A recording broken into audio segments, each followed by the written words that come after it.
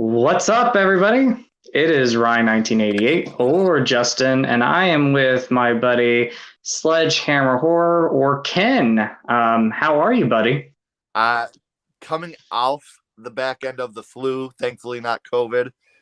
That's awesome. Yeah, Thankfully grateful. everything's okay, but this is definitely a nice pick me up, man.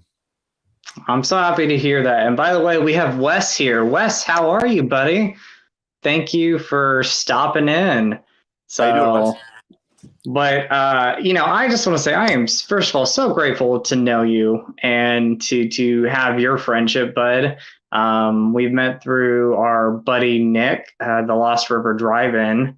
So just awesome. So I'm so grateful to know you, grateful to have you as a friend. I think you're an awesome YouTuber, and I love what you're doing on your channel, my friend. Thank you. It really means a lot, and the feeling's mutual. When you asked me to come on here, it was almost nerve-wracking, but I love working with you. And then you mentioned Nick. I love working with Nick. I'm so grateful Me that too. he connected the two of us together. And any chance I get to work with you or him, it's like because of my anxiety, it's all like super stressful throughout the day. And then the minute it goes, it just clicks because you guys are so easy to hang out with and talk to. So I've been looking forward to it all day, man. Well, thank you, buddy. Thank you, thank you. What's going on, Chris Marshall? How are you doing? Hey, We're, it's Chris. It's my hey, dude. Chris. What's going on? Ali, how are you guys? How are you? So, anyway, guys, by the way, if you have questions, please feel free to ask either me, Ken, or both of us. We'll be happy to ask some questions or answer some questions. You got to let me know because I can't see anybody or any questions. I don't know how to Oh, do all I that. will. I will do that for you, bud. Please. So I definitely will. But anyway, my first question for you is actually talking about your channel. So if people don't know who you are, first of all, I'm going to leave his channel down below. I think I already put it there. But subscribe to him if you haven't yet. Watch his videos, comment, like, because he's fantastic. But anyway, talk about your channel if people don't know who you are, bud. So I'm Ken Sledge. Sledgehammer Horror is the channel. We do a couple different segments on there. The most popular being my first horror movie, where we bring guests on and we talk to them about the first horror movie they watched, how it affected them, how it shaped them. I've been lucky enough to have Justin as a guest on there. And then we also have Didn't See That Coming that my wife is a part of with me. You'll also be seeing Justin on there soon, where we talk about a horror movie with a twist ending that we didn't see coming. And then we do, horror movie rankings, horror movie reviews. Anything horror related is definitely something. If you're really into horror, I think our channel is something that you would have a lot of fun with because you get live interviews with different people, you get reviews, you get rankings, you also get a segment Didn't See That Coming with my beautiful wife and I. She definitely holds up her end on that. She's amazing. And Sledgehammer Horror is really her thing. When COVID hit, I grew up in a video store. And my first horror movie is like a game we used to do at like campfires and shit. And when COVID hit, she really pushed me to try to, go through YouTube and do a podcast on it. And it's been amazing. And being able to meet amazing people and do amazing things, this is just so incredible. And I'm so humbled to be able to come out and hang out with you, man. This is super rad for me. Like, this is awesome. I'm Thank so you. excited to hang out with you. Well, thank you. And one of the things that I love about your channel is your positivity, though. And, especially during the time that we've had this past year, a lot of people turn to things that they love, and one of them is YouTube. So it's just amazing to see, like, there's a lot of positive channels out there, but I just see your positivity with your videos and just with the conversations that we've had. So I really appreciate that, and I know a lot of people do too. Thanks, man. And like I say on the channel all the time, if you're making art, good for you. You're making it for someone. Even if it's not for me, I'll never bash it. And I just feel like that's how we should be. And if you haven't realized that throughout COVID, that little things like that don't matter, man, I don't know if you're ever gonna, because these people are out there doing everything they possibly can, going through everything they can to make these movies. Even through COVID, indie film has been thriving, going through all the COVID protocols. And, the love and respect I have for these people that are out there and the YouTubers that are out there doing their thing every day. The hard work I know now that goes into it, it's draining sometimes. So if you guys are out there doing it, good for you. I'm so happy for you. I'm so proud of you. Please keep it going because I love this community and I think that you guys are all incredible. Oh, we think you're incredible, buddy. So, uh, but we got some comments here. I'll pull some of these up for you. Scatterbrain says Wes says we might look at you like little aliens in Toy Story, but no need to be nervous. We love you, Wes. You're awesome, man. And then J-Deb, how are you? He says, hello, hello, hello. Hey. So, guys, please feel free to ask some questions, anything that you guys want to ask. Let's talk movies. Let's talk about positivity, whatever you guys want to talk about, just ask some questions. But I guess so my next question involving your channel was, when did you start YouTube? Was it during this past year, or how did you get started? May of last year, actually. We just had our 1-year birthday. Congrats. Thank you. And You're welcome. thing that really got it going was, like I said, I did my first horror movie myself, and then I had my beautiful wife on there. We did an episode, and I reached out to a friend of mine, Josh Eppard. He's the drummer from the band Coheed and Cambria, and he was so down with it. He was like, yeah, dude, let's do it. And then that really got me the confidence to start asking around to more, I don't want to say famous, but, more people in the limelight. And, I was able to meet some people that I've looked up to my whole life, and people that, I know this is your channel, not mine. On my channel, no, you're fine, buddy. But what is the line of dirtiness that I can talk to on here? You can talk a little. So, feel free to talk, buddy. Feel free to talk. I'll clean it up as best I can. Okay. The first sexual fantasy I ever had with myself was about Lar Park Lincoln from Friday the 13th, Part 7. Yeah. And then, I got to have her on the podcast, and it's like, I'm meeting you and I'm talking to you, and you know what I mean? So to me, that's awesome. Those things to me are crazy. Lisa Wilcox is another one that, growing up, I had a super huge crush on. And being able to meet these people now and realize how down to earth and amazing they are is just super, super cool. You always hear don't meet your heroes because you'll be disappointed. I haven't yet. Everybody that I've met has been so kind and so sweet. Even what you would think is the meanest of people, CJ Graham from Friday the 13th. Oh, he's so nice. Such the nicest dude. Such and then nice guy. Tyler Main that played Michael Myers in the Rob Zombie Halloweens.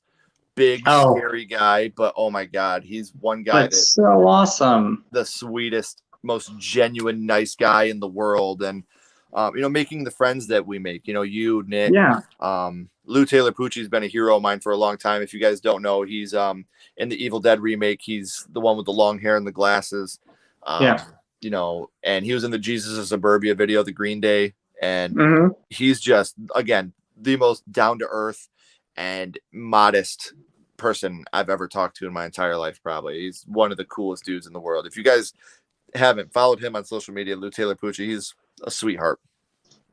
That's awesome, man. No, I was going to tell you, you talk about Lar Park Lincoln being your, first sexual fantasy or crush. One of mine was Danny Hassel from Nightmare on Elm Street 4 and 5. Dan, what a hunk, Dan. Yeah. And I remember one time I met him at Scarefest, and such a nice guy, but I was hanging out with some friends of mine. It was 12 o'clock at night. I already had my pajamas on. I was ready to go to bed. But they were like, a friend of ours was like, I'm going to go get a bite tea. I'll bring up some food for us. She comes back and she's like, well, I couldn't find food, but I did find something else. And she brought up Danny Hassel. And I'm sitting there in my pajamas going, Dan is in this room from Nightmare on Elm Street 4 and 5. What a hunk guy. And I'm in my pajamas. And we're watching Nightmare on Elm Street 4 and 5. And he's watching it with us. And it was just so much fun. And he's such a nice guy. That's so nice. Oh, I love it. She's like, I didn't find dinner, but I did find a snack. That's right.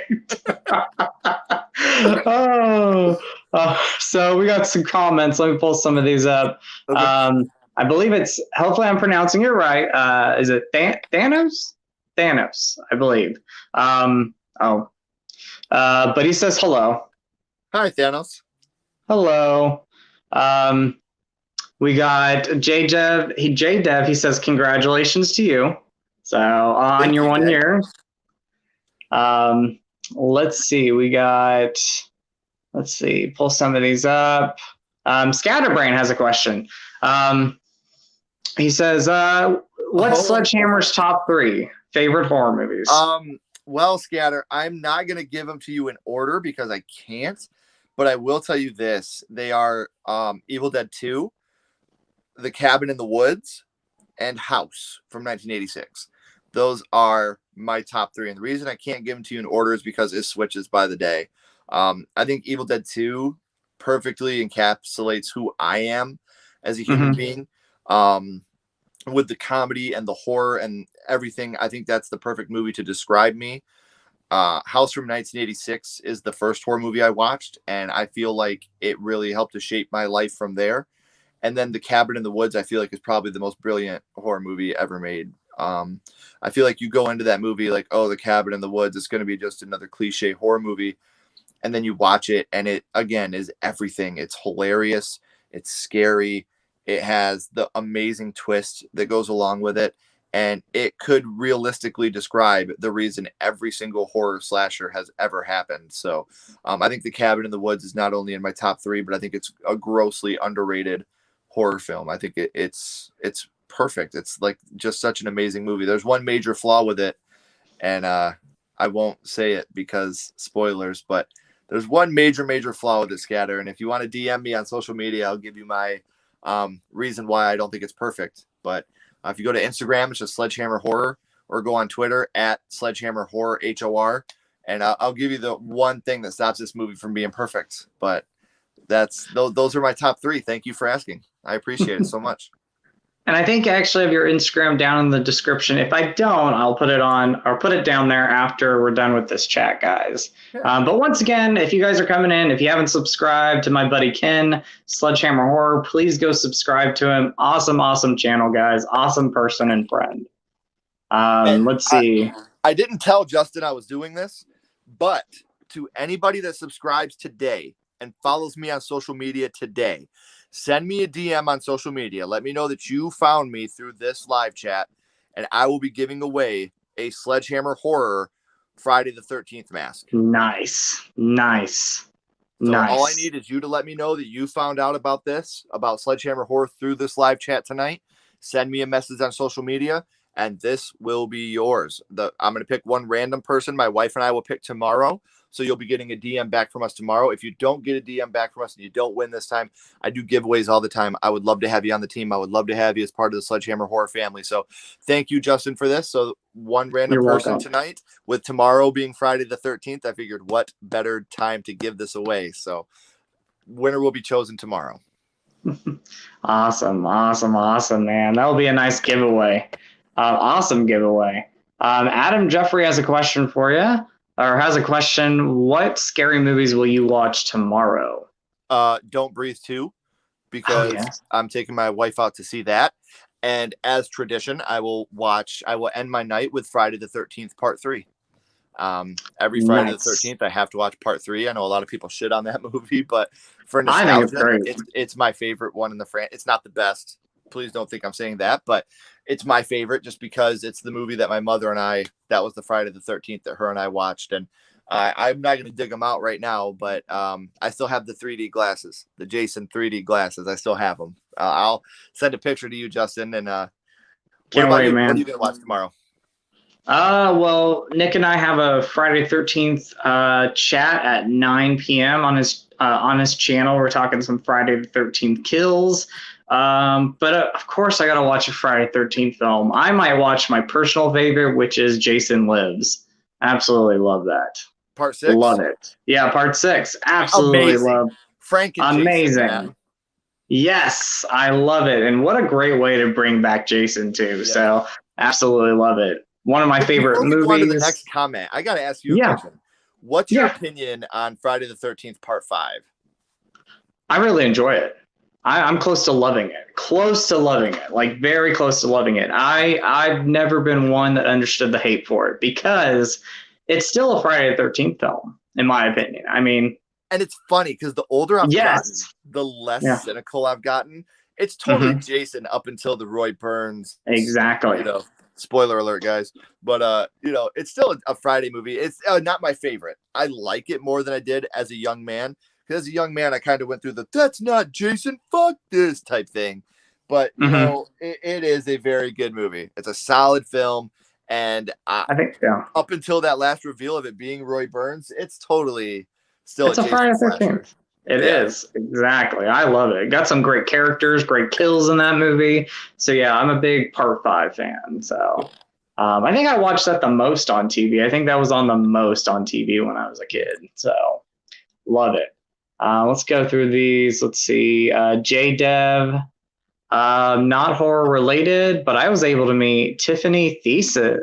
If I'm my correct, favorite. that's 90210, right? Am I right, Jay? I think so, and I also think she was from Saved by the Bell, which is awesome. Maybe it was Saved by the Bell I'm thinking of. She was on 90210, though. That's so cool that you were able, Jay, to meet your celebrity crush. Now, I want to ask Jay, when the comment pops up, let me know. Did she treat you good? Was she good to you? Was she a nice person to meet? Yes, please, buddy, let us know. But that's so awesome. So awesome. Ali, happy early Friday the 13th. What's everyone's top 3 minus 5, 4, and 6? Nice. What's your top 3 favorite Friday the 13th films? I'm gonna go 3 is at the top, and then right below that would be 4, and right below that would be 6. Those 3 kind of intermingle right at the top for me. I think those are the cat's meow, man. And for those of you that haven't heard yet, we'll be doing another thing Monday with the Lost River Drive-In, ranking our top 10 horror franchises. And I'm so excited. 13th may be pretty high up on my list. I can say how high, but excited for that. Freddy Krueger, I think, is my favorite villain of the big 3. But Friday the 13th is my favorite franchise of the big 3. Yeah, I love Friday the 13th. Absolutely. Mine would be Part 6, Jason Lives, being my favorite. Part 4, and then Part 2. I love Part 2. Absolutely. Part 2 is so fucking good. Part 2, I will say, has the best final girl in the whole Friday. Yeah, I love Lar Park Lincoln, Jenny. But yes. Jenny she's up there, man. Jenny's great. Amy's still in a sweetheart too. Total sweetheart. Antonis, let's go through these. Let's see. Kind of jumped somewhere. I see some comments in here. We'll get to you guys. Where was I? Antonis says, "What's up?" Hey, Justin, what's up, bro? What's up, Antonis? How are you? By the way, Antonis, if you don't know, this is my buddy Ken from Sledgehammer Horror, so please go subscribe to him. But how are you doing, Antonis? I love your picture. I do too. Absolutely love it. Ollie says, my first sexual fantasy was the kill scene from Halloween 2. True story. Which one was it? The first. Okay. See, I take that as, Ali was like, I shot him 6 times. Oh yeah, that's it. That's awesome, Ali. Rudy, how are you? He says, hey boys, what's up? Howley. What's going on, Rudy? Happy Friday the 13th Eve, my friend. We are in the prequel right now, Thursday the 12th. That's right. I can't believe we got Friday the 13th tomorrow. That is so awesome. But happy Friday Eve to you, Rudy. You're awesome, buddy. Wes says, Scatterbrain says, or Wes, Tiffany is a babe. Tiffany's, yes, she's aged great. I mean, aged beautifully. So Tiffany Thiessen. Let's see, Scatterbrain, very nice and very different. I love it. Good. Sweet. J-Jeff says, I really liked House 2 when I was a kid. House 2 is a lot of fun. I really like that movie. Really like that one. I agree with you. I think House 2 is a lot of fun, but I just don't think that it can top House for me. But fun fact, if you guys remember, Lar Park Lincoln is a member of House 2. So she is. That was very cool. She's also to be part of the Nightmare universe and the House universe. So amazing. Yes, I agree. Art says, hey guys, nice to see you. What's going on, Art? Hey, Art. Great to see you here, buddy. Got a question from Antonis for you, bud. Do you have any horror movie posters? A lot. Yeah, An unhealthy same. collection. I grew up in a video store, Antonis, so I've kept a lot of them. And my prized possession is this one right here that's in the background of every single Sledgehammer horror. It is my house poster. But I have a bunch of the Friday the 13th. I have a bunch. I mean, if you name it, Jaws is a big one that I've collected. So thank you for the question. And yes, I have an unhealthy amount to the point to where my wife is so upset. It's not just horror though. Like Back to the Future is my all-time favorite movie. I've got all three of those posters. And like even for, I mean, I'm not trying to get mushy on you guys, but for our anniversary, I made my wife and I a poster. I love that. That is in there. It's even got the credits. It has our kids' names and stuff in it.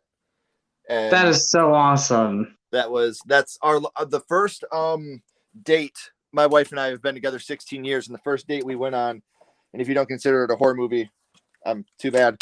We went and seen War of the Worlds with Tom Cruise. Love that. Yeah, we've just kind of, that's been our thing since then is horror movies and kids. I love that, man. Love the poster. Thank you. You're welcome. Art says, Sledgehammer, do you have the Halloween Kills poster? Not yet, but I will because I think it's my favorite poster in the whole Halloween franchise so far, to be honest with you. I mean, I'm partial to the first one, obviously. I think the first one's amazing, but the Halloween Kills poster is very high up on my list. Yeah, I mean, I love that poster. I love the orange. Like the orange and the flames really pop out. Absolutely love it. Absolutely love it. Scatterbrain. Let's see. I'm piggybacking of Art's question. What do you collect the most? Movies, posters, figures, in tech. So what do you collect the most? In the horror world, I would say probably posters. Overall, actually, funny enough, baseball cards is probably my biggest collection I have. I'm a big baseball fan as well, and I've been collecting baseball cards since I was 5, and I still got all my cards and still do shows here in Michigan. So baseball cards is probably the thing I collect the most besides, I mean, I got a little selection of stuff up here, just a little bit of stuff right there. But love it. Overall, I'd say baseball cards is probably the biggest besides the posters. What about you? Movies and posters and T-shirts. Like I've found a lot of like companies that like sell all these cool horror movie T-shirts, and I'm like, I really should not even buy any more because I have way too many. And I agree with you because one thing I like to do, if you guys watch my channel, when I do an interview with somebody on their first horror movie, I like to make my background centered around that film. And I like to wear a shirt supporting that film. So my horror movie T-shirts it's up there, man. It's that's a good call on that one, Justin. T-shirts is up there too. I love T-shirts. I mean, I think you had him on your channel, but Movie Watch Daily, Justin, yes, awesome guy. Like I told him on the live chat, I said he was the one that got me started really buying more horror movie T-shirts because he has so many great ones that he talks about. So he's just an amazing dude, man. Justin amazing guy. Like the most, like I know I keep saying this, but when it comes to like the most genuine, caring dudes in the community, the amount of things that he's done for me, like, can't be overstated, man. Justin is an amazing, amazing human being. Love Justin. Awesome person. I agree with you. And then our buddy's in here, Nick. What's going on? How you doing, Nick? What's going on, buddy? So we were just talking about you during the beginning of this video. We love you, dude. So cannot wait to do our Monday episode talking about favorite franchises. So I love you, buddy. Book. I'm not going to give you the list, but I have a whole book written. My script is ready for Monday, Nick. Cannot wait. I'm so excited for that. Me too. Ollie, let's see. To the live viewer, Jason was in the entire movie in part 5 outside the last 6 minutes. I agree. When you first watch that, and even when I watch it now, I think Jason the entire time. I don't think Roy. Like until you get to the last 6 minutes, for me, it's a Jason movie. Totally. Definitely. Scatterbrain talks about Tiffany. She was also in Son-in-Law. Yep, I love Son-in-Law. That's one of my favorite comedies. Is that with Remember the Pauly Shore? Yeah, Weasel? that's Okay. it. Yeah, I do. I love that I do. movie. Yeah, yeah. I think Son-in-Law, because I wasn't a huge Pauly Shore guy, but I think is that the one where he's like the city boy and he's got to go to the country to try to Yes, impress. that's it. Okay, yeah, it wasn't That's bad. It it. wasn't a bad film. That's a fun movie. What's going on? No motive collectibles. How you doing? Hey, How's nice it going? Nice to see ya. Oh, my buddy Brian Goes Blue and Coco too are here. Hey guys, awesome guest. We'll have to go subscribe right now. That is awesome. Much love. Go subscribe to Ken. He says Justin knows knows all the cool horror channels, peeps. You know what? Really I just love bringing people like you on, Ken, so people can, get to know you and talk to you and then go subscribe. So this is what I love doing. I love bringing people on. I get to talk to you guys and then people get to know you. So, and like we were talking about before we actually started rolling, one great thing about this community is how supportive we all are towards each other.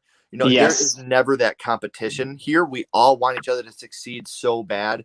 So thank you everybody for watching. Justin, thank you for watching my stuff and every other YouTuber that you watch. It's not one of those things where it's like, oh, you watch him. Why aren't you watching me? It's, oh, you watch him. Good. Me too. That's my friend. I hope you enjoy everything he does. So thank you for subscribing. It seriously means more to me than you know. Thank you. It makes my 13-year-old son think I'm cool. So well, you're a cool guy. So you are a cool guy. When I had James and Chelsea from Dead Meat come on the show, yeah. Afterwards, my son got to talk to James and Chelsea for a little bit, and it was like the most proud I've ever seen my son. Like, yeah, that's my dad. It was like awesome. like a heartwarming moment. So that's what horror can do for you guys. I really can. That is so awesome. That put a smile on my face hearing that. So that's very cool. Very cool, buddy. But by the way, if you guys haven't subscribed once again to Ken, please go do so. He is a cool guy. He really is a cool guy. And then let's see, we got Nick is eating pizza. Pizza. Gotta love pizza. And pineapple, I assume. Is he a pepperoni and pineapple fan? Are you a pepper? I don't know. Listen, can we talk pizza for a second, you guys? Yes. Secret recipe right now. This is how you make the Sledgehammer pizza if you want to do this at home. Take your dough, put it in a pan, okay? Then you take mozzarella cheese and put it around the outside, and you put jalapenos on that cheese, and you roll it up so you're doing a stuffed crust with jalapenos and cheese. Yeah. Put your marinara sauce on, and then put sriracha sauce in your marinara. Ooh. Put cheese on top, pepperoni and pineapple, so it gives you the sweet with the spicy in the sauce. Put that in the oven at 425 for 15 minutes. You got a Sledgehammer pizza, my friend. I love that. Absolutely love that. Very cool, buddy. So I'm going to have to do that. I will have to do that. And anybody, if you're a pizza fan, follow that. So pizza is one of my favorites. Pizza, that's the way to go, man. So pizza is one of my go-to foods. Let's see. I think we're getting love for the Monday live chat that we're gonna do with the franchises. Scatterbrain says that's gonna be a blast. Very cool. Very cool. I think you guys are gonna be pretty surprised at our list too. Yeah. Oh yeah. Oh, it's gonna be so much fun. Ricky, how are you? He says Nightmare is definitely my favorite. I love Nightmare. I love Nightmare on Elm Street. When you say Nightmare is your favorite, do you mean that a Nightmare on Elm Street 1 is your favorite, or a Nightmare on Elm Street is your favorite franchise? Oh, the franchise? I think so. So. But if not, hey, I would say if Nightmare is your favorite movie, it's a great one. I love it. If it's one of your favorite franchises, I love it too, because that's one of my favorite franchises. I think that the original Nightmare on Elm Street is the closest to a perfect horror film that you can get. If you take away the last 5 minutes with that dumb fucking blow-up doll and that stupid-ass Freddy car, it's the perfect movie. It really is. The practical effects are on point. The acting is great. The villain is horrendous. I think that a Nightmare on Elm Street is perfect. If it's not for that last 5 minutes, I think it's the perfect movie. Hey, we talked about it. I'll let you know my first experience was Nightmare on Elm Street as a 5-year-old sitting behind a couch being terrified by Nightmare on Elm Street 1 and 2. I was like, oh my gosh. Yeah. Could not move. J-Dub says Scream. Scream's a great franchise. So that's going to be one of them we talk about. So that is going to be one of them we talk about. Stay tuned. John. Oh, just so you sorry. know, Scream affected my life so much. I actually got the Scream painting tattoo. I went in to get the Scream from the movie, and the tattoo artist was like, well, what about this? And he showed me this, and I was like, yeah, that's even cooler. That's where the inspiration of Scream comes from. So that's how much Scream affected my life. So I definitely agree. Scream is going to be up there. Scream is amazing. So, and hi, John. How you doing, John? Hanging out with Snoopy down there. I like it. I love it too. I love it. Rudy says the beard game is strong tonight, and I am weak.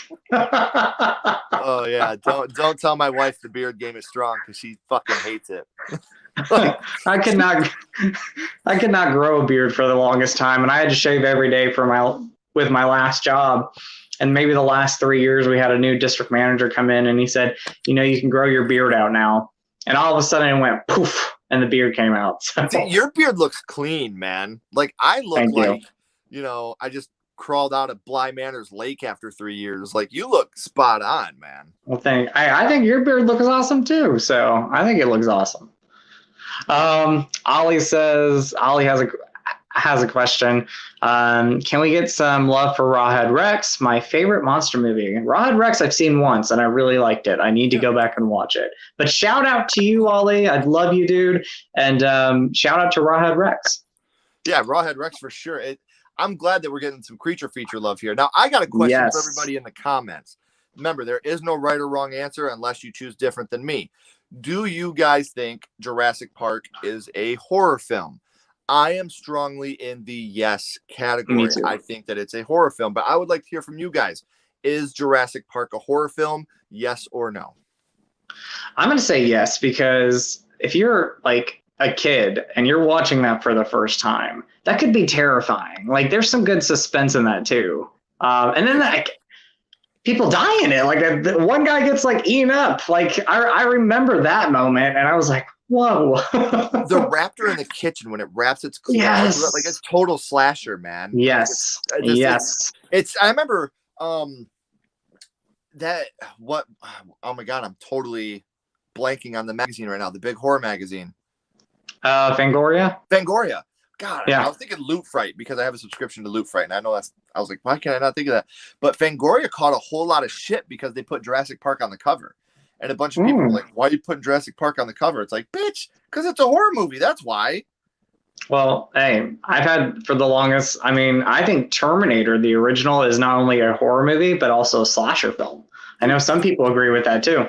He goes through a phone book, killing every single Sarah Connor that he comes to. It is a slasher. It is a sci-fi slasher.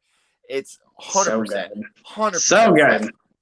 That's one of my favorite movies right there, Terminator. Absolutely.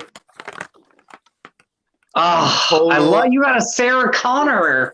Total slasher, man. And it's a terrifying slasher, like in the club. It is.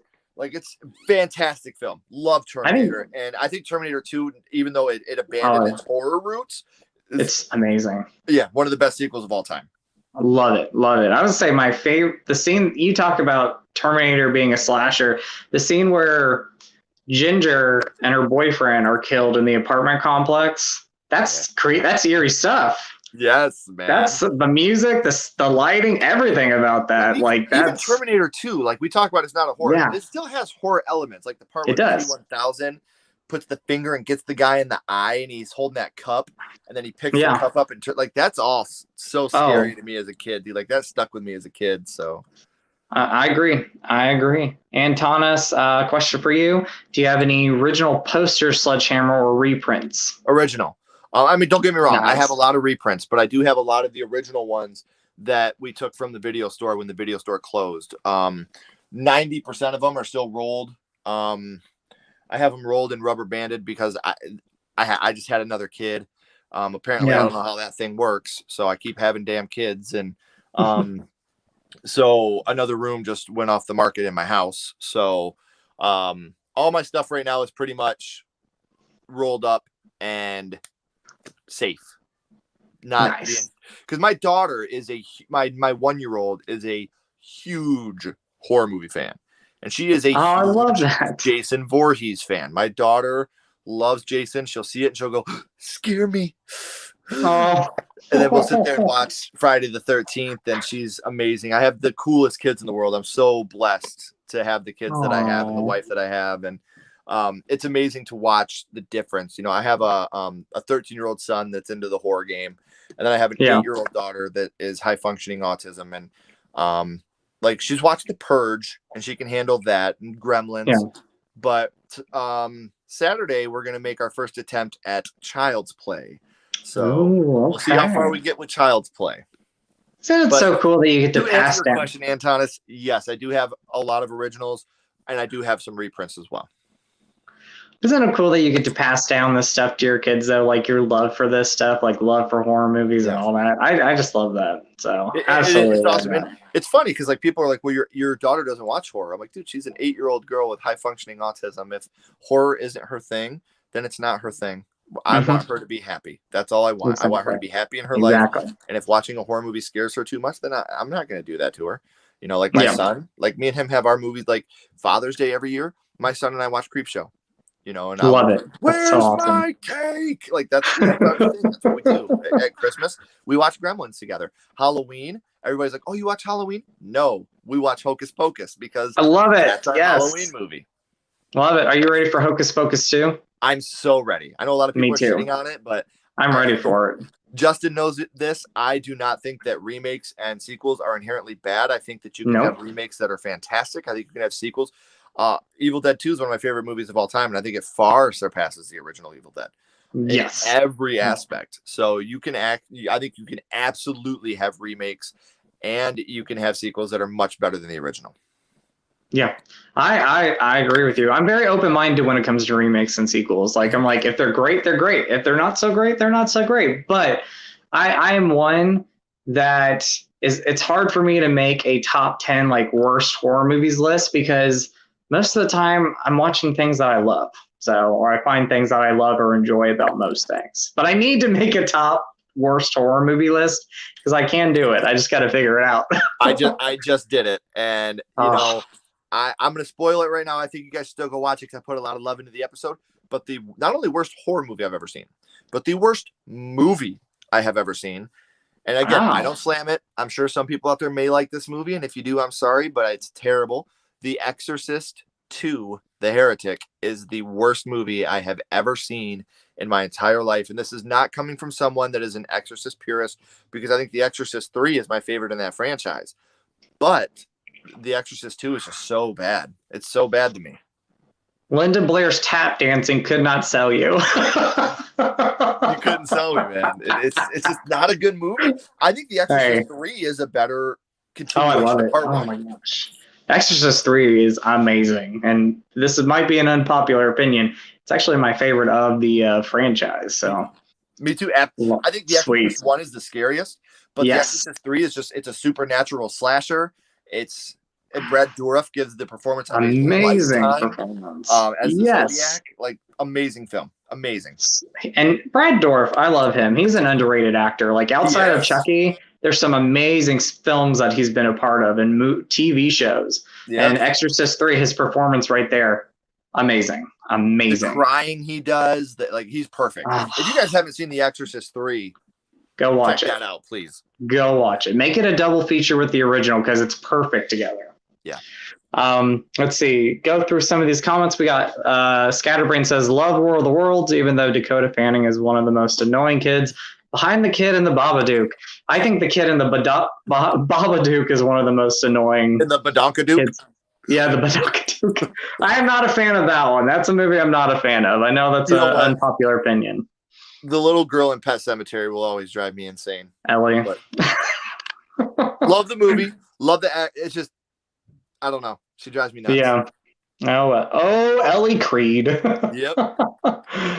More love for War of the Worlds. Awesome. Awesome. Scatterbrain says baseball cards came back like crazy within the last couple of years. I think so. I agree. Ali. Here's a hardcore horror question. Has anyone ever realized that Brain Scan and Trick or Treat is the same movie? Think about it.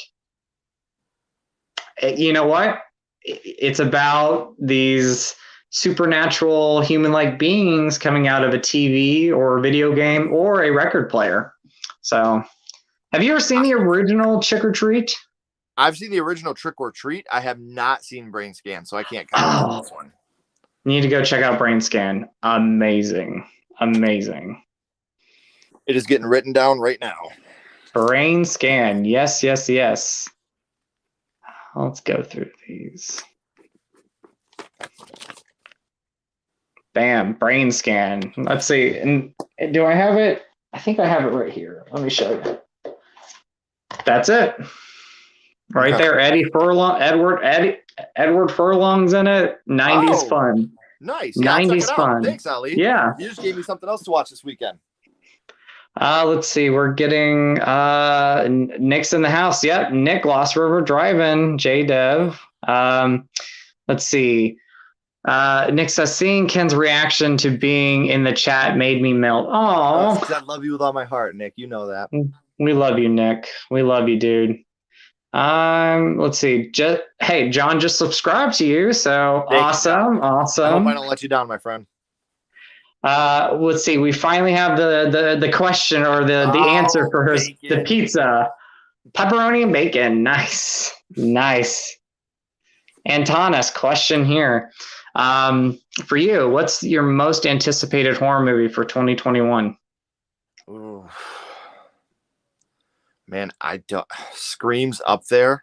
Man, that's a really good question. Yeah, I don't know if it counts because it's more of a TV show, man. But Stranger Things is up there too. I don't know if it's 2021 or 2022 that it's actually coming out. I think that's 2022. If I could be wrong, I think maybe next summer. My most anticipated. I know people are going to. I'm really excited for Halloween Kills. I cannot wait. But Candyman for me, Candyman. Looking forward to that. We're in 2020. I was thinking next year. You're good. You're good. Sorry, man. You're fine. Listen, guys. I've had the flu for the last couple of days. This is like the first time I've really been able to get out of bed and function. So I'm sorry. For the rest of the year, it's absolutely Candyman. Halloween Kills is going to be absolutely amazing. I think it's going to be incredible. But I'm very excited to see what Nia DaCosta does with Candyman. I think that Candyman itself, the original, and I know it's weird to say that movie's underrated because of how popular it is in the horror world, but you go outside the horror world and it's not. And I was lucky enough to be joined by two very handsome, very good friends talking about Candyman recently. And, you know, there's a lot of bullshit going on the internet right now talking about woke Candyman. And I don't want to get all the way back into that discussion again, but educate yourself before you talk. That's right. I know that nowadays with social media, it's really easy to just go out there and say whatever you want to say with no educational backing behind it. But horror has been woke since 1968's Night of the Living Dead. And the original Candyman itself was a woke film. So if you are looking at a remake that's not going to be woke, you're not looking for the exact same movie. And these movies had a message to them, and that's part of what we're portraying now. You know, it's always been there, guys. It's always been there. Just go back and rewatch and educate yourself. And that's not directed towards anybody in the comments. I love all of you. I just had a huge argument with someone earlier that said they refused to go watch it because it's going to be a Jordan Peele woke movie, and I wanted to rip my own fucking face off. So I know. Yeah. Like you said, the original Candyman, there's a message in there. Totally. There's a message in a lot of movies, you know, pretty much in any movie. Like, you know, so this is nothing new, guys. Nothing new. It has nothing to do with Democrats and Republicans. This has always been there, ladies and gentlemen. Always been there. Always been there, my friend. I agree. Yeah, Candyman is my number one anticipated horror movie of the year. Cannot wait for that. So, and by the way, I got to talk with two handsome fellas too during that chat. So I was pretty lucky. I was like, these two awesome guys here. So, all right. Chris says, Chris is calling. Not sure if I've ever said this, but I cannot wait till Monday. Well, thank you, Chris. Thanks, you, Chris. That's like one of my dudes right there. Chris Marshall. That's one of my best friends. Well, hello, Chris. Genuine, kind, cool dudes. So we go back a long way, driving to Chicago to watch the Detroit Tigers play the Cubs. That's my guy right there, Chris. Thank you, Chris. Thank you for coming into this live chat. I hope you're enjoying it. Art says The Scream by Edvard Munch is, hopefully I said that right, is one of my favorite iconic paintings. And it's funny Mine too, Art. that painting itself is a horror movie, man. You look at him, and this It guy is. is devastated, and he's screaming, and all the people in the background are just walking. Like, to me, that painting and paint, obviously, art is subjective, not just my friend Mr. Wishwood, but art itself is subjective. And I've always looked at that painting as a painting of anxiety and depression. You know, I'm screaming on the inside, and no one can hear me. Everybody else is just walking normal every day, and it is, I agree with you, Art is an amazing painting, and it's so deep and it's beautiful. And I look at it every single day. So I don't regret that. You know, 14-year-old me thought that maybe 35-year-old me might regret that someday. Not the case. I'm absolutely in love with this tattoo and the meaning behind it. And no matter how hard it gets on the inside and you're screaming and people may be walking around normal, those people might be screaming on the inside too. So we never know what each other's going through. That's right. Ricky, let's see, digging this guy's positivity. I'll have to subscribe to Sledgehammer as well. I feel like I'd really enjoy his channel. Nightmare is my favorite franchise. My favorite movie is Dream Warriors. Awesome. Dream Warriors Dream Warriors. It's easily the best. It's not my favorite, but it's easily the best. Yeah, that's one of my favorites. Top 5 for me, at least. Top 5. Watching her give in to the drugs when Freddy has her, and if you watch that scene, she just gives in and gives her arms out. Like, that's probably the most heartbreaking, depressing kill in the whole Nightmare franchise. To watch this woman that's finally beaten her addiction have to be forced into getting it put back in her body. It's just so. And Ricky, that's a great movie, great franchise, great movie. Can't go wrong with it, man. Nightmare on Elm Street is fucking wonderful. Wes Craven's best work. Yes, I love it. You said Nightmare on Elm Street was? What, Wes Craven's best work? Yeah. Oh yeah. Sorry, I kind of like my headphone went out a little bit. Yeah. Oh yeah. Sorry about that. But then Ricky had another comment. Nightmare 3 is the film that made me fall in love with horror movies. Awesome.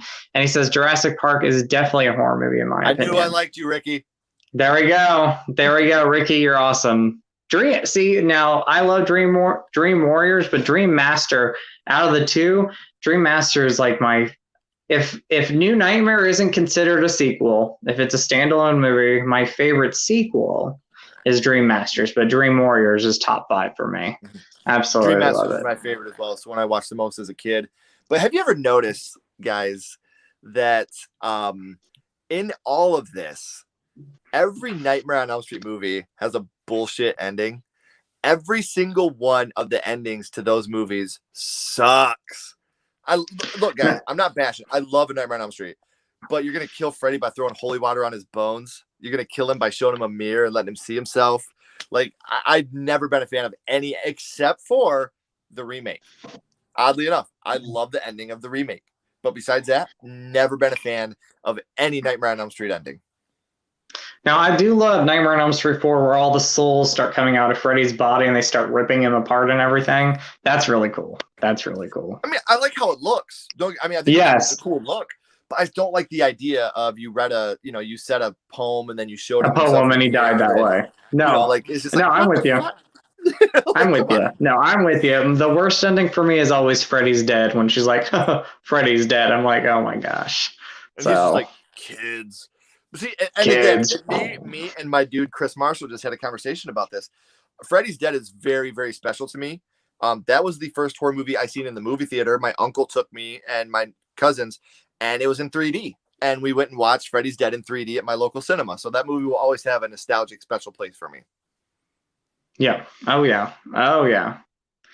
All right. Going through, we're seeing, let's see some comments.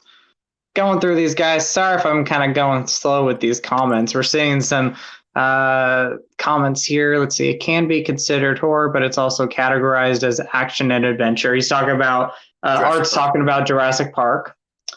Mm-hmm. Carnosaur is way better than Jurassic Park. I did not see that one, Ollie, so I'm gonna have to check that one out. Antonis Arnold delivered a phenomenal performance in the Terminator movies. Yes, he did. Yes, he did. Rudy has seen Carnosaur, so I have to check that one out. I will have to watch that. That has now been written down on the list. There you go. Love it. Art says, lucky. Last year I was watching the Halloween marathon on AMC, and my cousin's daughter walked in on a Myers kill, got scared, and had to change the channel. I might be your cousin, because that sounds like my daughter. Halloween never like freaked me out the most. It was always Nightmare. Again, I was 5 years old sitting behind a couch watching a Nightmare on Elm Street, and I did not watch a Freddy movie until I was 16 again. Let's see. Wes says TMC 2003 is what got me hooked into horror. So I think remakes, it's a good thing for each generation, as long as it's not only being made. Agreed. I agree. Mm-hmm. And the only bad remake to me are ones that they stick scene by scene to the original. Yeah. Put your own spin on it. So let me ask you guys another question. What's your favorite horror movie remake? Leave us a comment down here. Let us know what your favorite horror movie remake of all time is. Can I ask you that question, Justin? Mine would be TMC. Is actually TMC. TMC the remake. Yep, TMC the remake. That is my favorite remake. How about you? Evil Dead. Sweet. I love Evil Dead 2013. And actually, I'm going to get a little controversial on you, because right behind Evil Dead is the Child's Play remake. I absolutely love the Child's Play. I love the Child's Play remake. I love the Child's Play remake. So do I. I love it. Huge fan. I love it. I love it. I love that. But yeah, TMC is my favorite remake, but I want to redo my top 10 favorite remakes because it has changed, and you guys will see that video sometime coming up soon.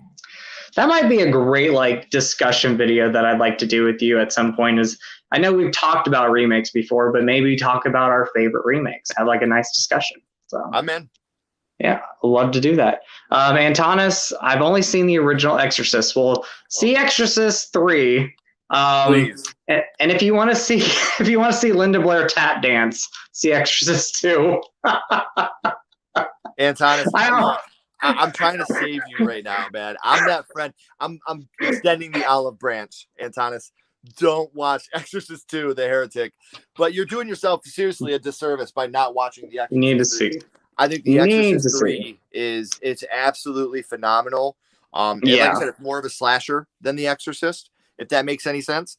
But not only does it have one of the best jump scares of all time, it has one of my favorite scenes of all time with the old lady on the roof. That's one of my favorite scenes in all horror ever. So The Exorcist 3, Antonis, I would strongly recommend it. I mean, you don't have to watch Exorcist 2 for Linda's tap dancing, because she did not like that either. So you could skip that one. Even though I personally find enjoyment in it, you could skip it and watch Exorcist 3. So it's the best. It's the best. Ollie says, I never got myself in to watch Exorcist 3 due to how bad part 2 was. It's still scarred. Watch Exorcist 3. Hands down, amazing movie. You'll love it. You have the Sledgehammer Ryan stamp of approval you will love it on The Exorcist 3. You will love it. It's a supernatural slasher, but it's funny. There's funny moments in it. There's levity to it. It's not just it's good, man. It's so good. Such a good movie. It is. It is. And then Ollie says, hey, Sledgehammer, please tell me you've seen the movie Sledgehammer. Of course. Just subscribe, brother. You got another subscriber there. Thank you, Ollie. Guys. I appreciate it. And yes, I have seen Sledgehammer. My boy Joe Bob Briggs turned me on to Sledgehammer, so I have seen it. Love it. Love it. And by the way, guys, if you still have yet to subscribe to Ken's channel down below, please go do so, guys. Please go do so. Amazing friend here. I'm so happy I get to talk to you. Thank you. Let's see. Rudy says, okay, boys, I have to get ready for the weekend at the coast. We'll catch the playback. Well, Rudy, have a great weekend, buddy. Thank you for stopping in. Weekend on the coast. Get that beard ready, buddy. Yes. Yes. Art, Justin, what kind of candy are you going to eat while you're watching the new Candyman? Mike and Ike's. That's what I'm going to eat. Mike and Ike's. That's my favorite. One of my favorite candies, but that's the candy that I eat when I go to the movies. Or sweet tart ropes. Sweet tart ropes. I'm the weirdo that sneaks in blackberries. I eat blackberries when I watch horror movies. For anybody that follows me on social media, you just watched me and my daughter Kenley vegging out on blackberries while we were watching Don't Breathe in anticipation for the sequel tomorrow. So blackberries and horror movies, man, it's, the blacker the berry, the sweeter the juice. That's not bad though. That's not bad. I like blackberries. Yes, sir. Wes, I'm all for a message as long as its story is the primary. Agreed. It's got to like work within the story itself, the movie itself. That is what I agree. Yes. Thank you. Because I've said that so many times, not only on my podcast, but I said it with you guys. These movies are, like you talk about Tales from the Hood, The People Under the Stairs, Night of the Dead, Candyman. They're a horror movie first. They're not shoving this message down your throat. They're a horror movie first with a message. Thank you, Scatterbrain. That is so Thank you, Scatterbrain. Love it. Thank you. Love it. I completely agree with you. And Wes is an awesome guy, by the way. So Wes, love you, dude. Siege, a longtime friend of mine. He's been on YouTube for a long time. Happy Friday the 13th tomorrow. Part 1 through 5 marathon tomorrow. Sweet. I love that. Hope you're doing well, buddy. Thanks for stopping in as always. Yes, thank you so much. Canadian Crypt, what's going on? How you doing? He says, hey guys, what's going on? How are you? He just subscribed to my channel. I was just talking to him. So you want to talk about all in fucking horror guys that know their shit? That's Jay, Canadian Crypt. That guy is all in on horror. That guy knows his shit. And he's a great dude. He's turned me on to so many people. Jay, I'm so glad you stopped in. It's nice to see you, buddy. Thank you for stopping in, and thank you for subscribing, because I was just talking to him before the live chat. So thank you. He's and thank you for watching. J-Deb, listening and watching Ken's video with Lar Park Lincoln. Awesome. Awesome. I love that. That was such a great one. Thank you. All of them are great, but that was awesome. My buddy Mark, what's going on, Mark? Jay Ryan is the man. Cheers, buddy. How you doing, Mark? Hope you're doing well, buddy. He is the man, and I agree with you on the cheers. Thank you. I think you're the man, Ken. So you are the man. But thank you guys so much. Hope you're doing well, Mark. Let's see. Going through these. Okay, here we go. Ollie said I rented Halloween 5 as a new real release. The wall was covered with it. I stood in fear. We rented it. My fave memory. Nice. So you got to rent it when it came out. That is so cool. And I love Halloween 5. So I was just gonna say that, man, because everybody that knows me knows. And listen, please, I'm sorry. I know it's weird, but I'm not huge on the Halloween franchise. Growing up, I just didn't watch it that much, but Halloween 5, I think, is phenomenal. I love Halloween 5. I'm jealous, Ali, because that's one that I would have loved to have been. That was my YouTube, man. I'm an older guy, so our YouTube was walking through the video store, looking at the covers of the VHSs. Like, that's how I watched Fright Night for the first time. Yes. I looked at the cover, House. Wes Craven's New Nightmare is another one. That one you got right behind you there with the demon Freddy. Yeah. Like, that's another one that you see that. It's just so amazing. So amazing. I'm glad you got to do that.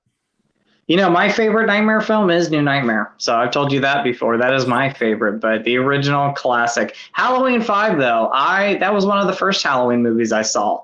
And I saw it because of the artwork. And I think it's extremely underrated. Extremely underrated. I'm going to ask you a question, Justin. If you don't get the answer right, I'm going to be quite upset. Do you know what my favorite Halloween film is? What is your favorite Halloween film? I'm going to say, now I could be wrong. Could it be Halloween 3? Yes, sir.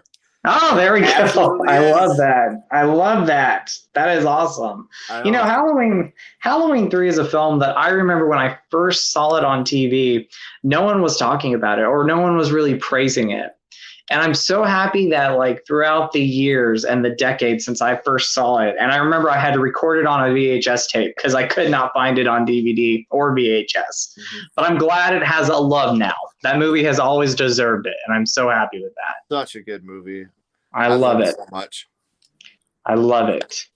Let's see. We get Nathan says Friday the 13th.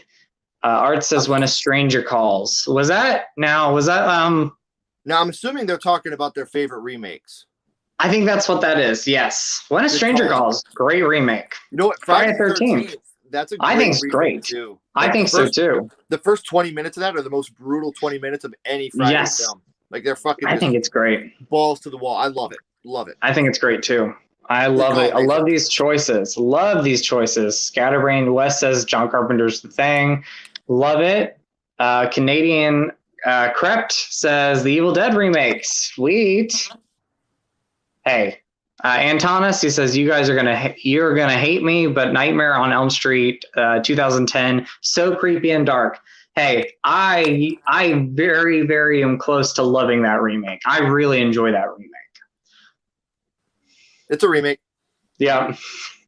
Hey, I really enjoy that one. TCM. My Texas Chainsaw Massacre, nice. The Blob, best remake there. Ooh, yes, I love The Blob.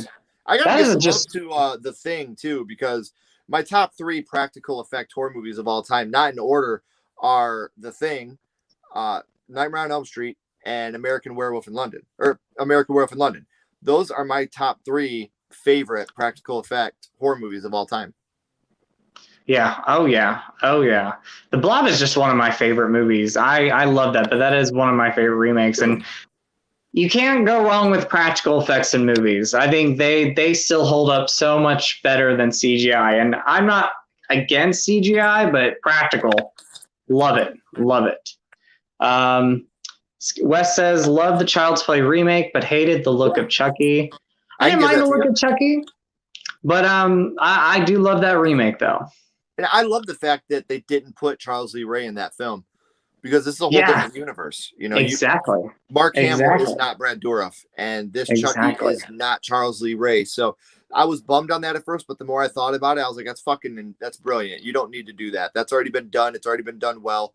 Take the story and make it your own. Big Child's Play fan, but I agree with you. The doll looked fucking stupid. Yeah, not the best looking doll. Love the movie though. Dominion, John says, is better than Exorcist the beginning. I've only seen Dominion once, so I really can't say too much. I know it was a different movie pretty much. They're almost the same. And I think, honestly, John, I'm going to say I like the beginning more because I seen that one first. I think had I seen Dominion first, I would have liked that one more. But I think because I watched Exorcist the beginning first, watching Dominion, I was like, man, I feel like I've already seen this. So I was already pretty negative on it just because I felt like I was watching something I had already seen. But I didn't hate either one of them. But they're both better than 2. I have to go back and watch them. It's been a while since I've seen them. I remember The Exorcist. Man, the God is not here today, priest. Like that shit fucked me up, man. Like that. Exorcist the beginning. Oh, I didn't mean to interrupt you, buddy. I'm sorry. No, you're fine. But no, that's when the Nazis are making the priest choose who they got to kill. And he's like, please, God. And he's like, God's not here today, priest. And he starts shooting. Like, oh, dude, that fucked me up, man. Like, that was messed up. Yeah. But I would say the beginning had a great teaser trailer. I remember seeing that trailer in theaters, and I was like, wow. Like, I love the trailer. Didn't mind the movie either. I like the movie. Yeah, I didn't think it was bad at all. No. John Carpenter's The Thing is my favorite remake. Nice. Love John Carpenter's The Thing.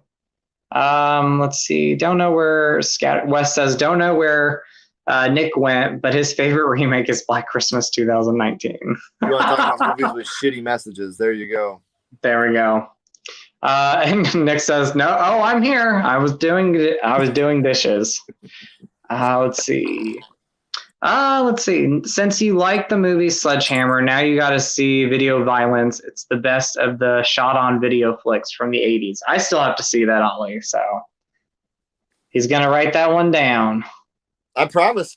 I've got Brain Scan, Carnosaur, Video Violence. All sweet. All right. And Ricky says, also digging, let's see. He also digs the Texas Chainsaw Massacre remake. Nice. Long live VHS, Ollie. Yes, I love VHS. Hannah Fearman is a great friend of mine. You what? Hannah Fearman.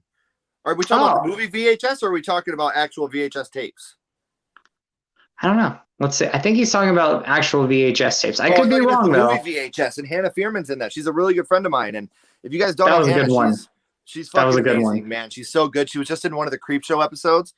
She was in the one with Justin Long where he was going into the tube. And Hannah is such an amazing actress, and she's got a new movie coming out. They're getting ready to start filming it now with Dave Sheridan, who played Officer Doofy, Felissa Rose. It's called The Event Surrounding a Peeping Tom, and you can get involved in their Indiegogo campaign. I would strongly recommend it because there's some great people doing a great thing. And The Event Surrounding a Peeping Tom's also got Damian Maffei, Kate Kiddo, Kamara Nicole, like all these amazing actors and actresses. So, but if you did mean VHSs and the videotapes, I agree with you. Long live VHS. And what's this movie coming out with Damien? What's the Event Surrounding a Peeping Tom? Okay. Oh, I've heard of that. Okay, they're doing their Indiegogo right now, and I'm so excited for what they got coming, man. You guys are gonna love these. The three ones they're doing right now. They got On Location coming out, then Time's Up, and then The Event Surrounding a Peeping Tom. And you guys are gonna love these films, man. I'm telling you right now, You're gonna get stoked on them because they're gonna be awesome. So cool. Canadian Crypt. Definitely an unpopular opinion, but I actually had more fun with the Night of the Demons remake. I do love the original, though. I think the remake's a lot of fun. I enjoy that one. Mm-hmm. Night of the Demons, again, I love Night of the Demons. Bad. Yeah, I like the remake. I love the original. Really like the remake, though. Again, a lot of fun. Mm-hmm. Let's see. No Motive collectibles. Currently watching the Friday 13th remake in the background. Yes. My only big gripe was that they killed Danielle Panabaker, like the great final girl that could have been the final girl. They killed her off. That honestly shocked the shit out of me, and that's why me too. I didn't see it coming. I was like, no way! Like when oh my god, great. I didn't like a lot of the cast, man. Like the douchey guy. I didn't like him. Chewie and Lawrence. I think they're amazing. Yeah. Like when he's out in the barn and he's got the hockey stick. Yeah. He's Jason. He's like, I think this is yours. Yeah. I love Chewie and Lawrence, and I love Survivalist Jason. I think he's scary as fuck, man. Yeah. The worst thing for me is the douchey boyfriend. What's his name? I can't remember his name. Trent. Trent. Whatever. Yeah. Oh man, stupid. Do not like Trent, but I love that remake. Nightmare remake was last week's garbage. Hey, we got our opinions on it. It's no problem though. Let's see. Nick says, I've been here the whole time, boys. Don't worry. Chasing around a 1-year-old and trying to get some housework done. Well, Nick, thank you for listening, buddy. I hope you're having. Today is Thursday. I thought today was Friday, but I hope you're having a great day, Nick. And then Ollie says, actual VHS tapes. I love VHS tapes. I love the artworks. That was always my thing when I went to the video stores. I still, whenever we watch Alien, we watch our VHS tape. I feel like Alien is one of the movies that you have to watch on VHS because a lot of these movies, when you watch them in the new high def shit, it ruins a lot of them because they weren't filmed for that. So I'm with you, Ali. Long live VHS. Video stores will always be so special to me, and they'll never be an experience. Like my kids will never get to experience, Friday night, 5:00, going to Toys R Us and getting the new WWF action figure, and then going to the video store and renting a video from my parents and going home. And like my job at the video store from the ages you worked at one? Yeah. My parents owned one. Yeah. Oh, sweet. Yeah. Yeah. I grew up in a video store called Downtown Video. And my job from the age of 4 till I was like 9 was taking a VHS tape and putting it in the VHS rewinder when people were not kind enough to rewind them. And if I did my job throughout the week, I got to take home one VHS and one Nintendo game at the end of the week. I love that. So yeah, the nostalgia of getting a Shawn Michaels action figure and crying at how hard Super Mario Brothers 3 will always be super special. Love that. Hey, I worked in a video store and I had a blast with it. So amazing. Absolutely loved it. Antonis Sledgehammer, you said you're a Child's Play fan. I'm a huge Chucky fan. I'm also a huge Chucky fan. Nice. I love Chucky. I am a Child's Play fan is an understatement. Tune in Monday, guys, when we rank our favorite horror movie franchises. Child's Play is on my list quite high. So I think that it's the most consistent horror movie franchise over 5 titles that there is. People bash on Seed of Chucky, which again is not a great movie, but the kills in it are fucking tremendous. Cult of Chucky, Curse of Chucky are amazing. The remake was great. 3 is my personal favorite. When you get the longevity that Child's Play has had, and for it to still be as amazing as it is, to me, it's impossible not to be a fan of Child's Play. It's an incredible franchise. Agreed. And then Antonis, yes, I see his comment about the Nightmare remake. Keep trying to get a rise out of me. It isn't going to work. Hey, I'm a fan of the Nightmare on Elm Street remake. So, we all make mistakes, yeah. I love you, buddy. You're awesome. Canadian Crypt, worst remake you've seen. I almost walked out of the theater during the last Grudge remake. Nightmare was also an abomination. What's the worst remake for you? I haven't seen the new Grudge one. I kind of stayed away from that one. It wasn't good. What's the worst one for you? The worst remake? It's a hard one, man, because a lot of times when I look at a remake as bad, it's not so much because it was bad. It was just because, like, I look at like the new Pet Sematary, the new Poltergeist. I don't think they're so much bad. They're just boring. There was nothing that stood out to me. So I guess if I had to say the worst horror movie remake, just for you, I'm gonna go Nightmare on Elm Street. Just for Justin. I'm gonna go. Antonis too. You know what? Honestly, I'm gonna go. If this counts as a remake, with Rob Zombie's Halloween 2. It's my least favorite remake. I think my least favorite remake, because I didn't finish it, was Cabin Fever. Terrible remake. Never started it. I love Eli Roth. I respect him, but he pretty much gave his original Cabin Fever script to the director and said, remake my movie. And I didn't even finish it. Did it have the cat from Boy Meets World in it? No, he wasn't in it, but his character was. There you go. No love. Let's see.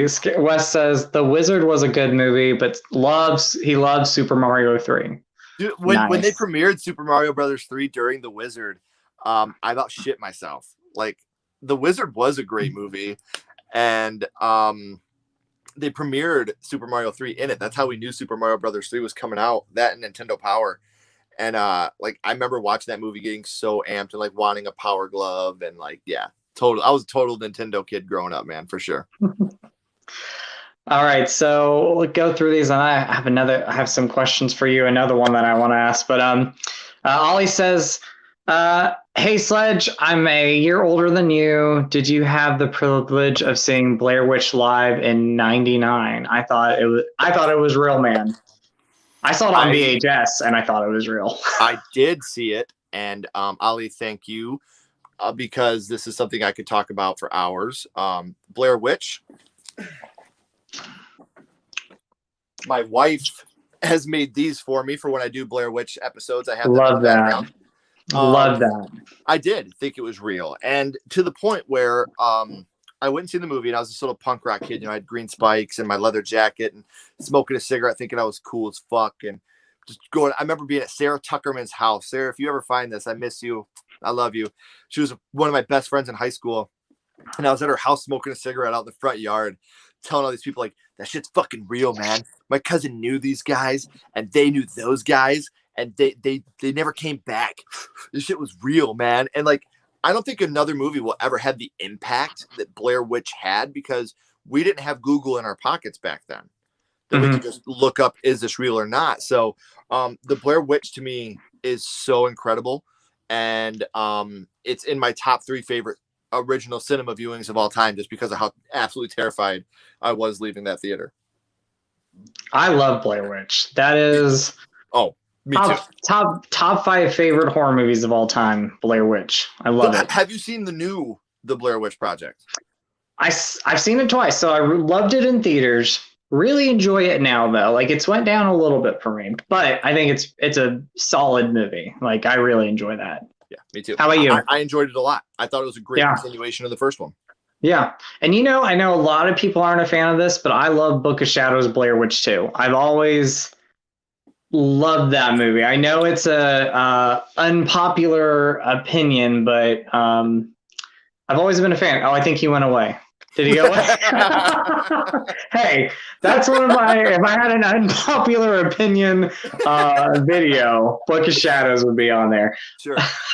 I didn't like it when I first saw it. When I first saw it as a kid, I was like, what is this movie? I was like, this is not Blair Witch. But over time, See, and I I do think that's love what it. it was for me. It was more like the Hollywood trying to cash in on the effect of the Blair Witch, and that's what I wasn't a huge fan of back then.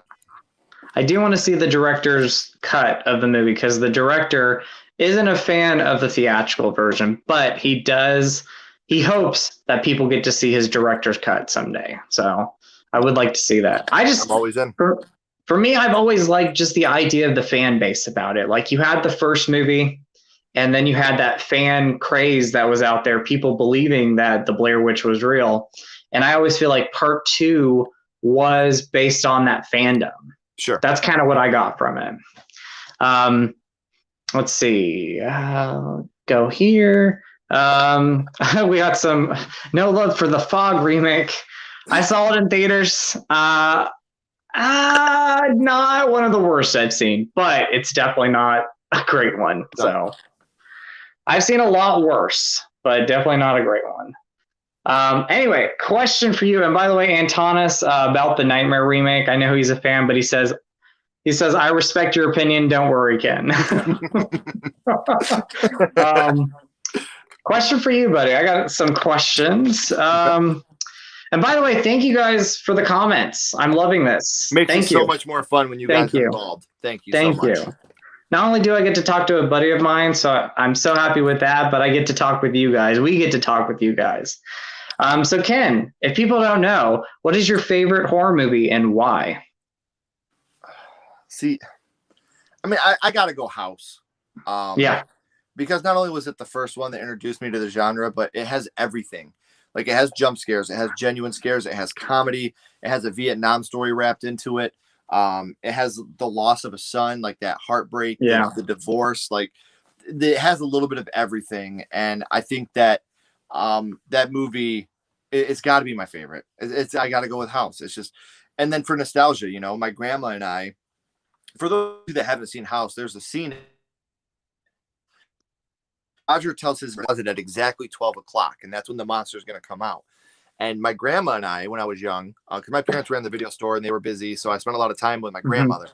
And we would play House. And, you know, I would stand by the closet and say, we're going to open it at exactly 12 o'clock. And then we'd open it and we'd run and be scared. And I did a House movie review on my channel. And if you look at that thumbnail, it's a bunch of pictures of my grandmother and I when I was a little boy. And so this movie will always be special to me because she was and still is very, very special to me. And so just being able to watch that movie takes me back to being a little boy and the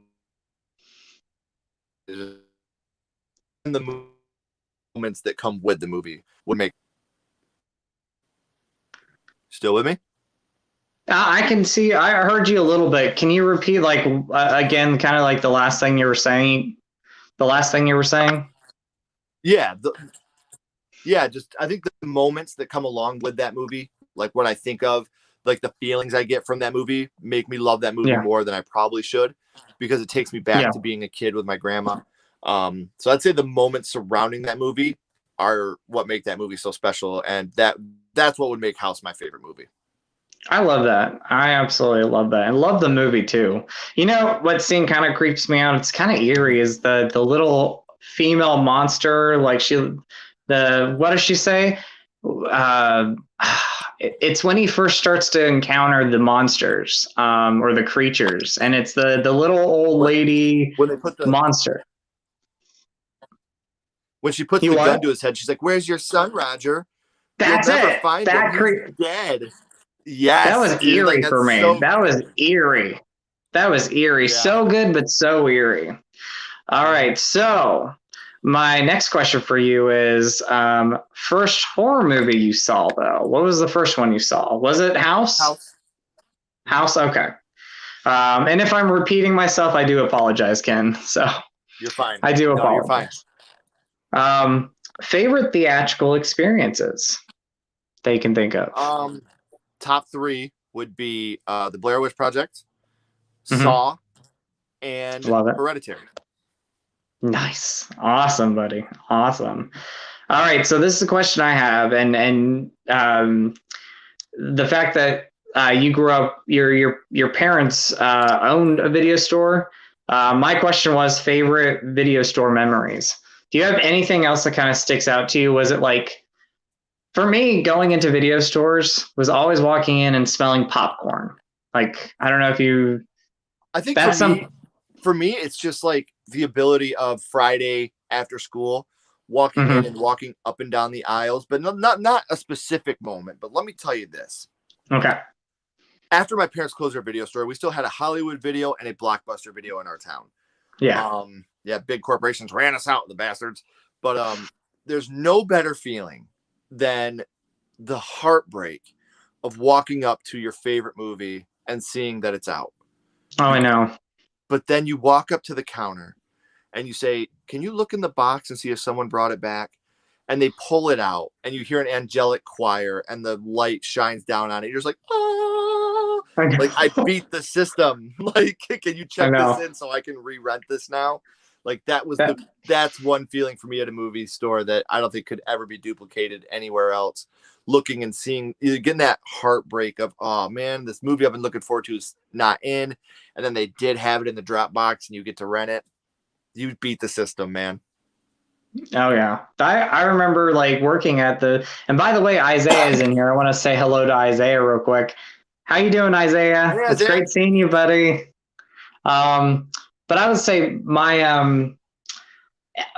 it always put a smile on my face when customers would come up to me and ask if there was a movie that was in like the Dropbox, or like, if a movie had been returned. It always put a smile on my face when it was there and I can hand it to them. So that was always awesome for me. For sure. And again, we talk about VHS, we talk about artwork, but I loved going to a video store, especially like the mom and pops, and looking at all the artworks on the VHS covers. That was always a favorite memory. Mm-hmm. Let's see. Antonis, what's your favorite Rob Zombie movie? House 1000 Corpses for me.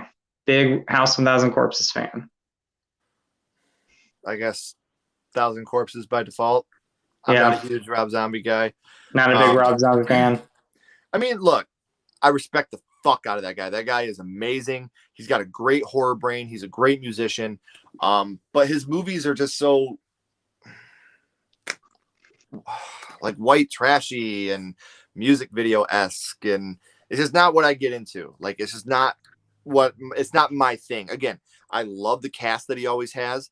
I love Rob Zombie as a person, but his movies just don't do it for me. They just don't. Yeah. Hey, I understand. I love his movies. I love him as a director now. Over the years, his writing, not so much. Like, I think his writing is probably a lot of his faults with his movies, but I do love his directing. Like Lords of Salem, I know it gets mixed reviews, but I love the look of it. I love the way it's directed. Probably his most beautiful looking movie was Lords of Salem. I'm excited for his Monsters remake. Me too. I'm looking forward to that one. Ricky said, I'm glad I'm not alone here, because Ricky says, I love the Book of Shadows too. I confess, I loved it from the beginning. Hey, at least there's another fan out there. So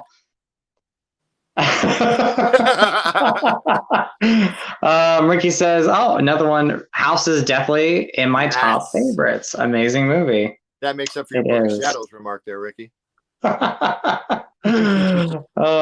Let's see.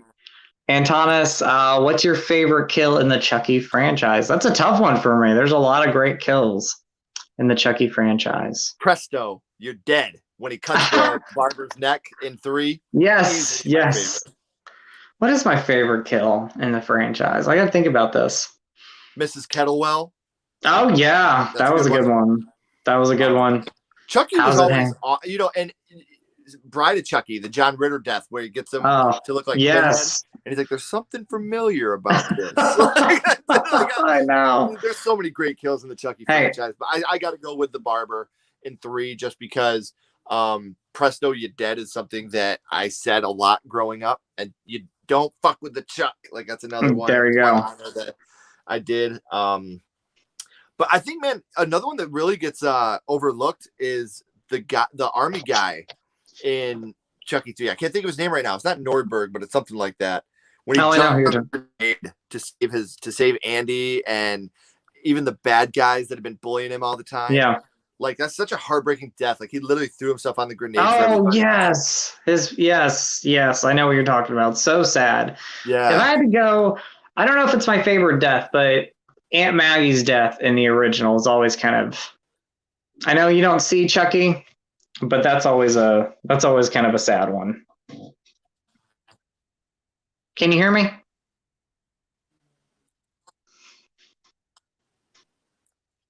Yeah. Okay. Let's see. Other questions here. It's going in and out a little bit, though. Okay.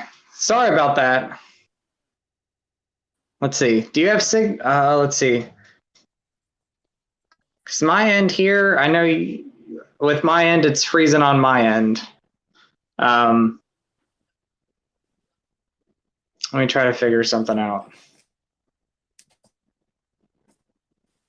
Sorry, guys.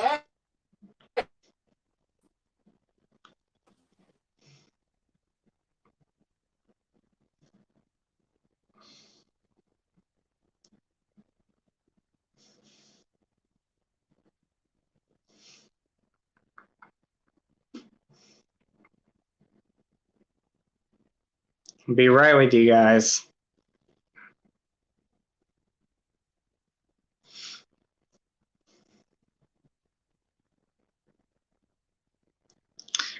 Thank you, Ollie. I love Return of the Living Dead. Oh, let's see.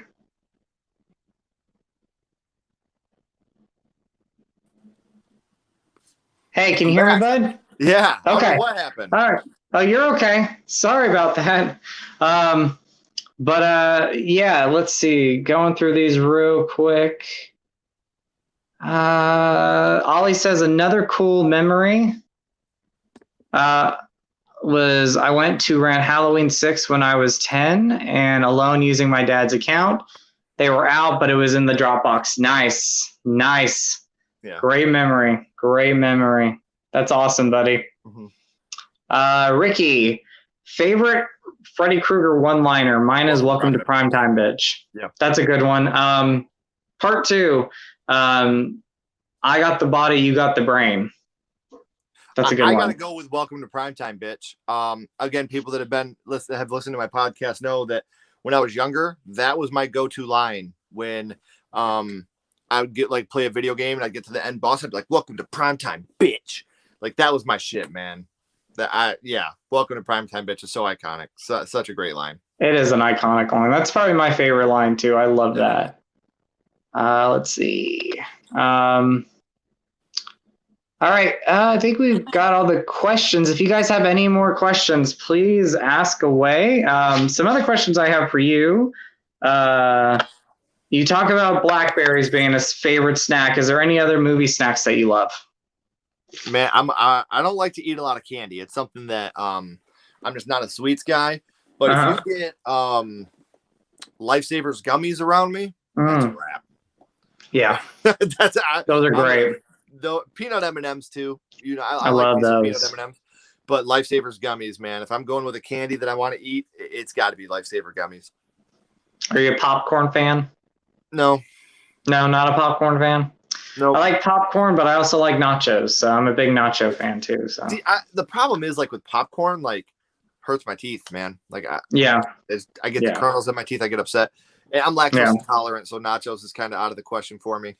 Yeah, but yeah, you get me in a theater, you get me in, you let me sneak in some blackberries, and you give me some Lifesaver gummies, I'm set. Give me water to go with it. We're good to go. So, Antonis, question here. Do you interview horror celebs on your horror channel, Ken? I do. YouTube channel. Yes, he does. I do. I've been very lucky with some of the guests that I've had.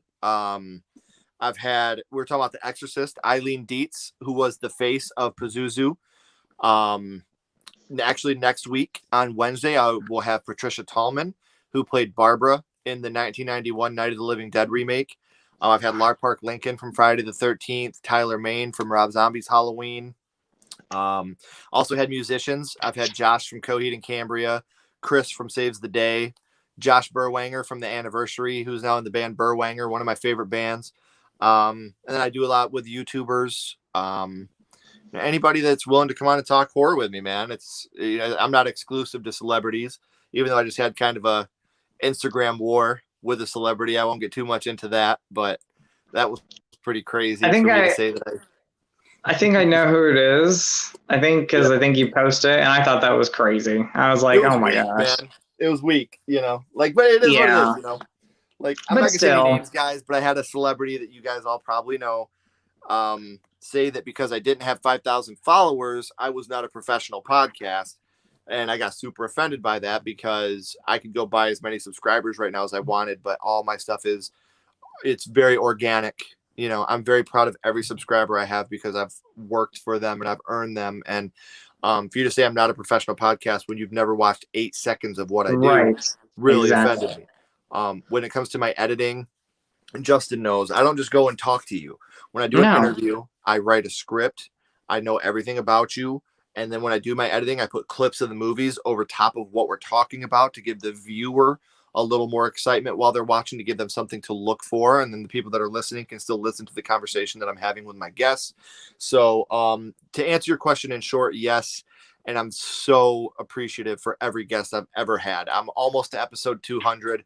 And that's so awesome. I couldn't be happier, man. And I've got to meet some cool people. Like I said, with Damien Maffei was an amazing guest. Dave Sheridan, who is Officer Doofy in Scary Movie. Lisa Wilcox from Nightmare 4 and 5. Jesus Garcia, who played Rod in the original Nightmare on Elm Street. And my closest coming to Jesus moment, I had Victor Miller, the guy that created Friday the 13th. Really? I didn't see that one. Yes. Wow. Me and Victor. And, it was amazing because when I got in contact with him, he called me on the phone. And I answered my phone and he's like, "Hi, Ken, this is Victor Miller." And I'm like, "Oh my God, no way." And he's like, "I would love to be a part of your podcast on one condition." And I was like, "You name it." He was like, "We don't talk about the lawsuit." And the easiest yes I've ever given in my entire life. I don't care about the lawsuit. That's none of my damn business. Yeah. He gave me some insight off the record, which made me open my eyes a little bit to the lawsuit. I'm not going to discuss it out of respect for that man. Yeah. But the nicest, kindest dude. And I'm sitting here, I'm watching him talk like, because this guy created something. The first piece of memorabilia I ever made for Sledgehammer Horror was the Jason mask. And that wouldn't happen without him. Ari Lehman, the kid that played the Jason that popped out of the lake in Friday the 13th. I was lucky enough to have him as a guest. To learn where horror started, for these legends and these icons that mean so much to us horror fans. It blows my mind. I'm so blessed and so lucky to be able to have worked with some of the people I've worked with. So, Antonis, yes, I have. And if you watch their interviews, I truly, from the bottom of my heart, hope you enjoy them. I work my ass off on them, and these people are so nice and so kind, and I hope that you get some enjoyment out of watching some of them. And Antonis, Ken is one of the best people I know. So, go check out his channel if you haven't yet. So, and I truly mean that. You are one of the best people I know. So it's a privilege to get to talk to you all the time. It's the feeling's mutual between you and Nick. Like this, you guys are like my 3 best horror friends, man. I love talking to you guys, and we got some pretty cool stuff in the works for you guys here soon. Not just Monday, but coming up in the future. So, be ready for that. We're going to have a lot of fun. Well, I love you guys. So shout out to you. Shout out to Nick. Shout out to my buddy Brian. I don't know if Brian from Chicago is going to be watching, but I love you, Brian. Antonis, by the way, ask many questions that you want, buddy. Yeah. Please ask away. He also has a question. Would you ever interview Brad Dourif? He's my favorite actor. I would in a heartbeat. I would absolutely. I'd be dumbfounded if I got that opportunity. Between him and Bruce Campbell, that would be tops for me. So I got a question for you. What are some celebs that you would love to interview? Like say like 5. You had to pick like 5 that you haven't interviewed yet. Who would you want to interview? Stephen King would be up there. Brad Dourif and Bruce Campbell would both be up there. Kane Hodder is another one that I think would be an amazing interview to learn where horror started for him. And I know that she's not the most popular person in the world, but Felissa Rose, man, I love Felissa Rose. I've always had this infatuation with Felissa, not in a non-sexual way. And you know what? Actually, you know what? You don't want to put it number one. I'm blanking on her name now. Son of a bitch. And I'm such a huge fan of hers. She's a young lady. What was she in? Lulu Wilson. Who was it? Lulu Wilson. She was in The Haunting of Hill House. She was in The Conjuring. If I got the chance to interview her, I think that she's a budding young actress, and I think she's an amazing young actress. I think that she would be an amazing interview. She was in the Ouija movie, Ouija 2. Oh, I know who you're talking about. Yes, she's a great actress. She's an amazing young actress. So that would be my number one, actually. Lulu Wilson with Stephen King. That is so awesome. Everything she's done with Mike Flanagan, he's another one that would be up there on the list. Is perfect. She's an amazing young actress that doesn't get the credit she deserves because she specializes in the horror genre, which is sad that doesn't get the attention it deserves. But Lulu Wilson is an amazing, amazing young actress. Yes, she is. Yes, she is. Mike Flanagan, that would be really cool. I'm a huge Mike Flanagan fan. Me too. Huge Mike Flanagan fan. Me too. Canadian Crypt. He says, loved the Ari Lehman interview. He seems like such a likable, down-to-earth person. And he if is you a guys likable haven't person. heard his band, First Jason, check them out. Mm-hmm. The band is called First Jason. They are incredible. Ari is amazing. And you're right, Canadian Crypt, Jay. He is absolutely such a nice guy. And he's one of the people that when I reached out to, he was another one that he called me and was like, hey, this is what the deal is. I would love to do it. And I actually have plans for me and Ari and Douglas Tate, who played Jason in Freddy vs. Jason when Jason comes out of the water at the end with Freddy's head. That was Douglas. And we're all going to make a trip to Camp Crystal Lake next summer. And love that. Yeah, have a little shindig at Camp Crystal Lake. So I'm so excited for that. I've been geeked about it since we planned it. So that's so cool. I love that. Let's see. Wes asks, what grosses you the most in a horror movie? Rape. Yeah, same here. I can't do it. Same. I walked out of the Hills Have Eyes remake because I can't. I've never gone through such a horrific thing, but people that are extremely, extremely close to me have, and to me, there's nothing entertaining about it. That's to me, Scatterbrain. That's the one thing I can't do in a horror movie. I can't. It makes me physically uncomfortable. It makes me physically feel sick. You might as well kill her. You've just ruined her or him for that matter.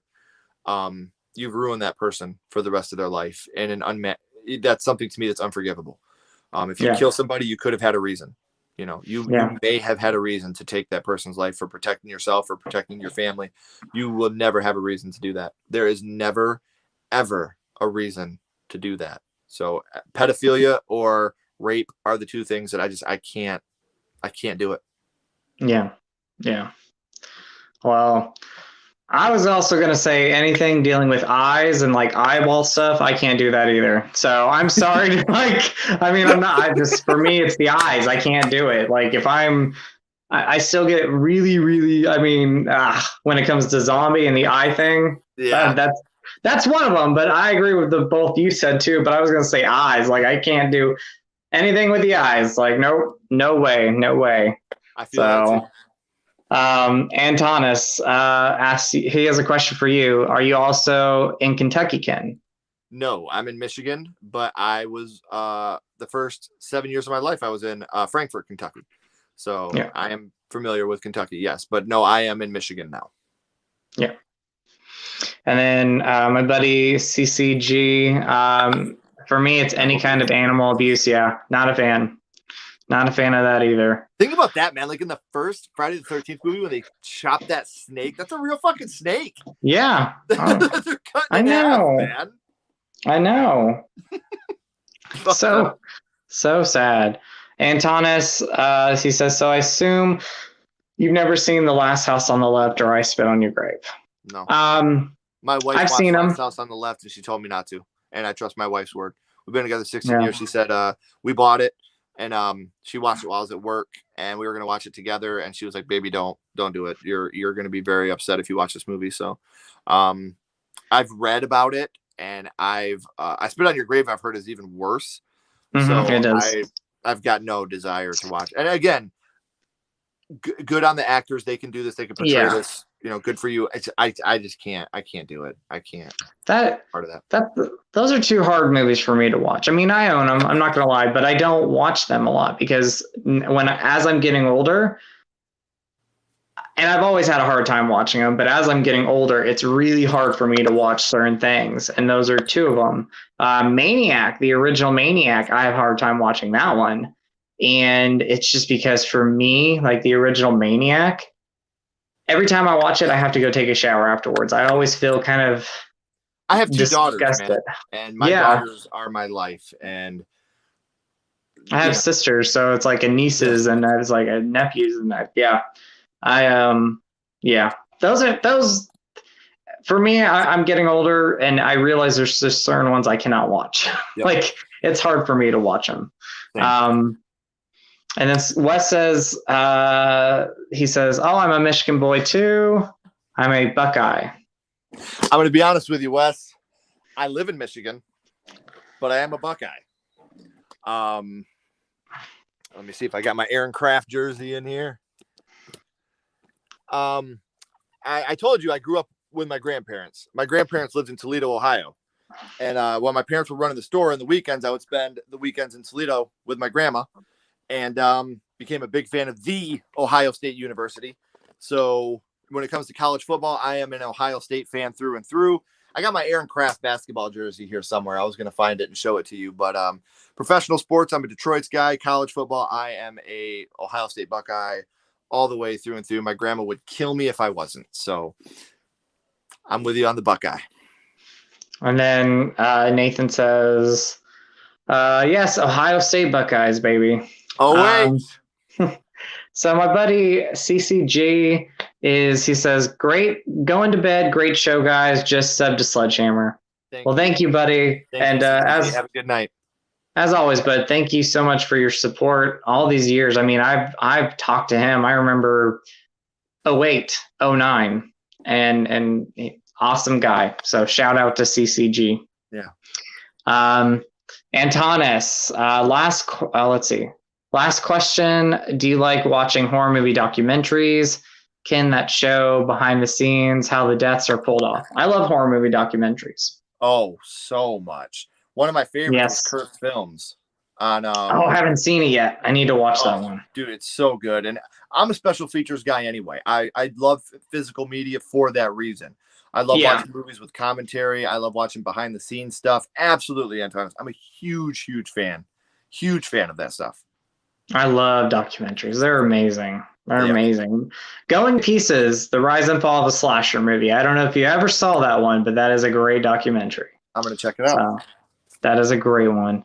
And Ricky, Michigan. And by the way, Antonis, ask many questions that you want, buddy. Yeah, don't feel like last question. Please. Michigan State. Ricky says Michigan is a great state. I just moved there to Georgia. Was in Detroit for 3 years, originally from Kentucky. Ricky can tell you, Detroit gets a bad rep, man. Detroit's a beautiful city. Detroit is, it's my home, man. That's my city, and you see Don't Breathe, RoboCop, all these things that put Detroit with a bad label. Detroit is a beautiful fucking city when you go into the town now. The Illiches have put so much money into the city. Detroit's a beautiful place to be now. Awesome. And I'm from Kentucky, born and raised off and on here, but I was born in Kentucky. Wes, speaking of physical media, what's your opinion on the state of physical media now, and where do you think the future of physical media is headed, and how soon? What's your opinion first, and then I'll give mine. I think that physical media will always, it's just like everything else. It's going to evolve.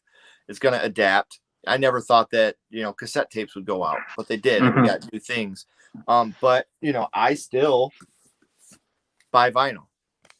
You know, I love it. I still to this day have a vinyl collection right here, whether it be vinyl records or vinyl scores. You know, like I still get I have the Evil Dead 2 score right over here on vinyl.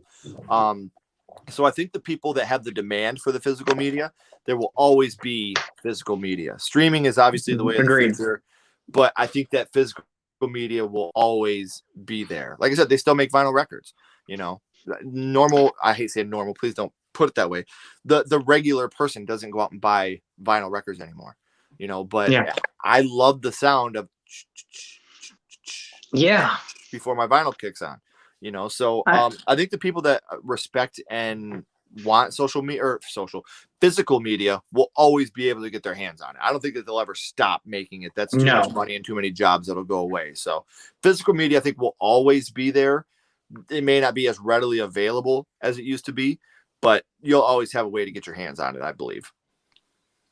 No, I agree. I think it's going to be around for a very long time. I mean, I still walk into stores and they sell more DVDs than they do Blu-rays or 4Ks.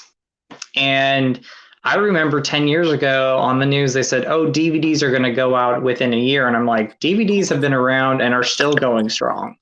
So physical media, whether it be vinyl, CDs, Blu-rays, DVDs, 4Ks, it's still going to be around for a very long time. I don't see it going away anytime soon. And, you know, it just proves like companies like this, I just got these in the mail, The Dead Zone, Scream Factory.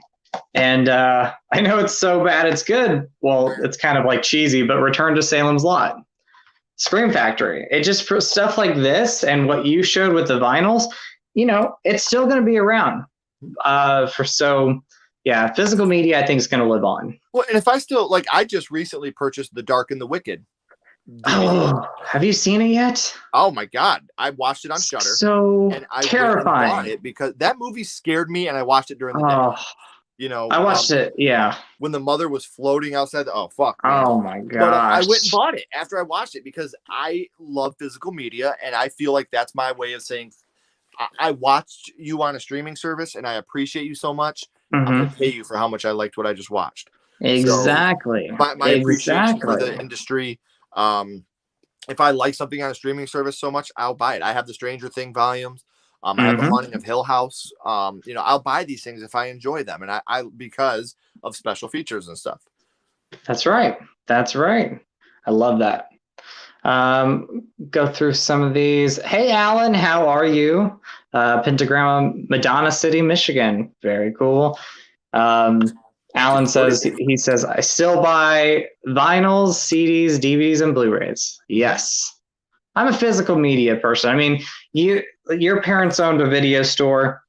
I worked at a video store. I love going and buying and renting physical media, so it will live on. Like forever and ever. Fighter Inferno, Coheed and Cambria singer side band. I just got this vinyl. The Evil Dead 2 score I have on vinyl. Oh, I love that. So cool. The Creepshow 2 score I have on vinyl. You know, these things I still go out and buy vinyl because I appreciate being able to listen to these things on vinyl. So yeah, I think as long as you, just like baseball cards, you know, the normal people I talk to are like, oh, baseball cards, who the fuck still does that? Plenty of people if you go to the right avenues. So it's just about what you want and how you want it. Comic books are the same way. Exactly. Ricky, my fiance was an ER doctor, and I'm going to mispronounce it. So hopefully, is it Toledo? Thank you. Yep. Before our move, great little city. They only recently closed all family video stores. Yeah. I worked at a family video. So I'm 30 minutes away from Toledo, Ricky. I'm in Hudson, Michigan. First and foremost, thank you to your fiance. My wife is a respiratory therapist in Jackson. So much respect to your fiance on being a hero and the hard work that your fiance does. Much respect and much love. And the only cool thing about the family videos closing was I got to go in and get a whole bunch of stuff. So hey, tell your fiance Ricky from us, thank you so much for the hard work that she does. I don't want to assume anything, but whoever your fiance is, from the bottom of my heart, thank you for the hard work and the scary work that they do. They are a true hero. So thank you. They are. Thank you. Thank you. And Family Video. Yeah. I worked at a Family Video. Our store closed down last year, right before the pandemic. And I was buying all that stuff. I'm like, you know what? We're closing, but I'm going out with a bang with a lot of stuff. Alan says physical media never dies. I agree, Alan. Antonis, yeah, I love physical media. That's right. Matt, what's going on, Matt? He says, what's up, guys? I think the only market for physical media as far as films is the horror genre. We are the only loyal fans who want to actually own stuff. I agree. Honestly, I mean, maybe sci-fi too. You know, sci-fi has a really strong fan base. But I've been quoted a million times saying you don't get rom-com con. It doesn't happen, but you get horror con. We spend our days, you know, to get makeup and dress up like these people that mean so much to us and go to a con and meet them and shake their hand. I've never dressed up like Ryan Gosling and told my wife if she's a bird, I'm a bird. It just doesn't happen. I love my wife, and if she was a bird, I would be a bird. But I'm not going to dress up and do that because romantic comedies don't mean to me what horror does. So I completely agree with you, Matt. I think that when it comes to big collections, you don't have people that go out and build a collection of physical media comedies. It doesn't happen the way that horror does. I agree with you. I horror movie fans, but also just like, you know, the movie community in general, especially everybody like on YouTube, whether it be you know, collecting horror movies, Criterion, whatever it may be, the movie community in general is the reason why physical media is still around. So shout out to everybody. But horror movie fans, yeah, horror movie cons, horror movies, the horror movie genre, yeah. You know, again, Scream Factory, Vinegar Syndrome, like, you know, we collect that stuff. We love that stuff. And then Ricky says, I love Detroit. Absolutely love a beautiful city. That's my dude. Thank you, Ricky. I agree. Beautiful, beautiful city. Let's see. Antonis, do you watch American Horror Story, Ken? Yes and no. I've watched a couple of the seasons. I think the Murder House was amazing. I love Murder House. Absolutely. And then, you know, even Murder House was a little, you know, it had the one rape, you know, part of it. I really wasn't. And then it got really rapey to me the more the franchise went on. I've been watching the new ones, the American Horror Stories. A good friend of mine, Michael Colomb, actually just did work on episode 8. I can't say much, but holy shit, you guys are going to love it. And, you know, I'm digging it. It's not great, but I dig it. You know, it's something that I can get into. If it's on Murder House, I was glued to the TV for Murder House. I love Murder House. Absolutely. And then, like I said, season 2 was pretty good, the one in the mental hospital, but then after that, I kind of, you know, it was hit or miss. Freak Show. Yeah, it's always been hit and miss for me too. I love Hotel. Like, that's one of my favorite seasons. So, let's see. My buddy Cody's in here. Hello, Cody. How are you doing? Pentagramma says, hi, Justin. I'm cool. Well, I'm glad you're doing cool, buddy. Thank you for stopping in. You are cool, Antonis. You are cool. Or not, sorry, Alan. Sorry, guys. You all are cool. I love you all. I agree. Ken's cool. You're all right with me, man. Yeah. I mean, you're cool, Ken. I'm so happy you're a part of my channel. I'm loving talking with you. Love talking with all of you guys. Antonis, when you worked at a video store, did any customers ever steal DVDs? Every once in a while, you'd get one. For me, every once in a while it would happen. We didn't have DVDs, but I know we got VHSs stolen because my mom would cry. My mom was like the most anti-theft person in the world. God rest her soul. She was beautiful, man. She was amazing. I wish you could see all this stuff. But yeah, she was perfect, and it would break her heart. Yeah. Well. Broke my heart. I loved it. Was always sad when like customers would rent a movie and never return it. And it was always something that I would recommend to them. And it broke my heart when they would not return the movies. And I'm like, I know it's a great movie, but you got to return it. you know that you were like, how dare them? Then you were like, because my recommendations are so good. Remember, I recommended the original Halloween, and she was like, oh, yeah, I'll check some. somebody said, "Oh yeah, I'll check it out," and they never returned it. I said they must have loved it to not return Halloween. Sean Brown, Shout Factory just announced Nothing But Trouble. I'm so excited for that because I love that movie. Nick says Justin would love to go to a rom-com cons. And I probably would. I'm not going to lie. Because I love a good rom-com. Something Borrowed, one of my favorites. I smashed. Look, I'm not smashed. I love the Notebook. No, I know. The Notebook is in my top 10 favorite movies, and I'm dead serious. I love it. Like when COVID, like when they started doing the theaters again, I rented out a theater for me and my wife to go see the Notebook again, just me and her. Like it was super cool. And I love rom-coms, but I do too. Not like I love horror. No, same here. Same here. Horror movies are my favorite. Love a good rom-com though. Yeah. The Holiday with Cameron Diaz and Kate Winslet. That movie right there. I love it. Something Borrowed. If you guys have never seen it, that's one of my favorites too. So, let's see. No Motive Collectibles. I'm a part of the anime collecting community. There's a pretty huge community of us that purchase physical media, and there are a lot of cool editions. I think like anime community, horror movie communities in general, you know, we are keeping physical media alive. And yeah, I think of the superhero community too, you know, like with the comic books and stuff. Like, yeah, I think you're right. You know, like I think that the horror community is the best, and I probably because I'm biased, but I love the horror community. But you're right, like the anime and the superhero stuff, like it's huge, dude. And I love it. Huge. Keep buying physical media. Keep buying physical media. Support it.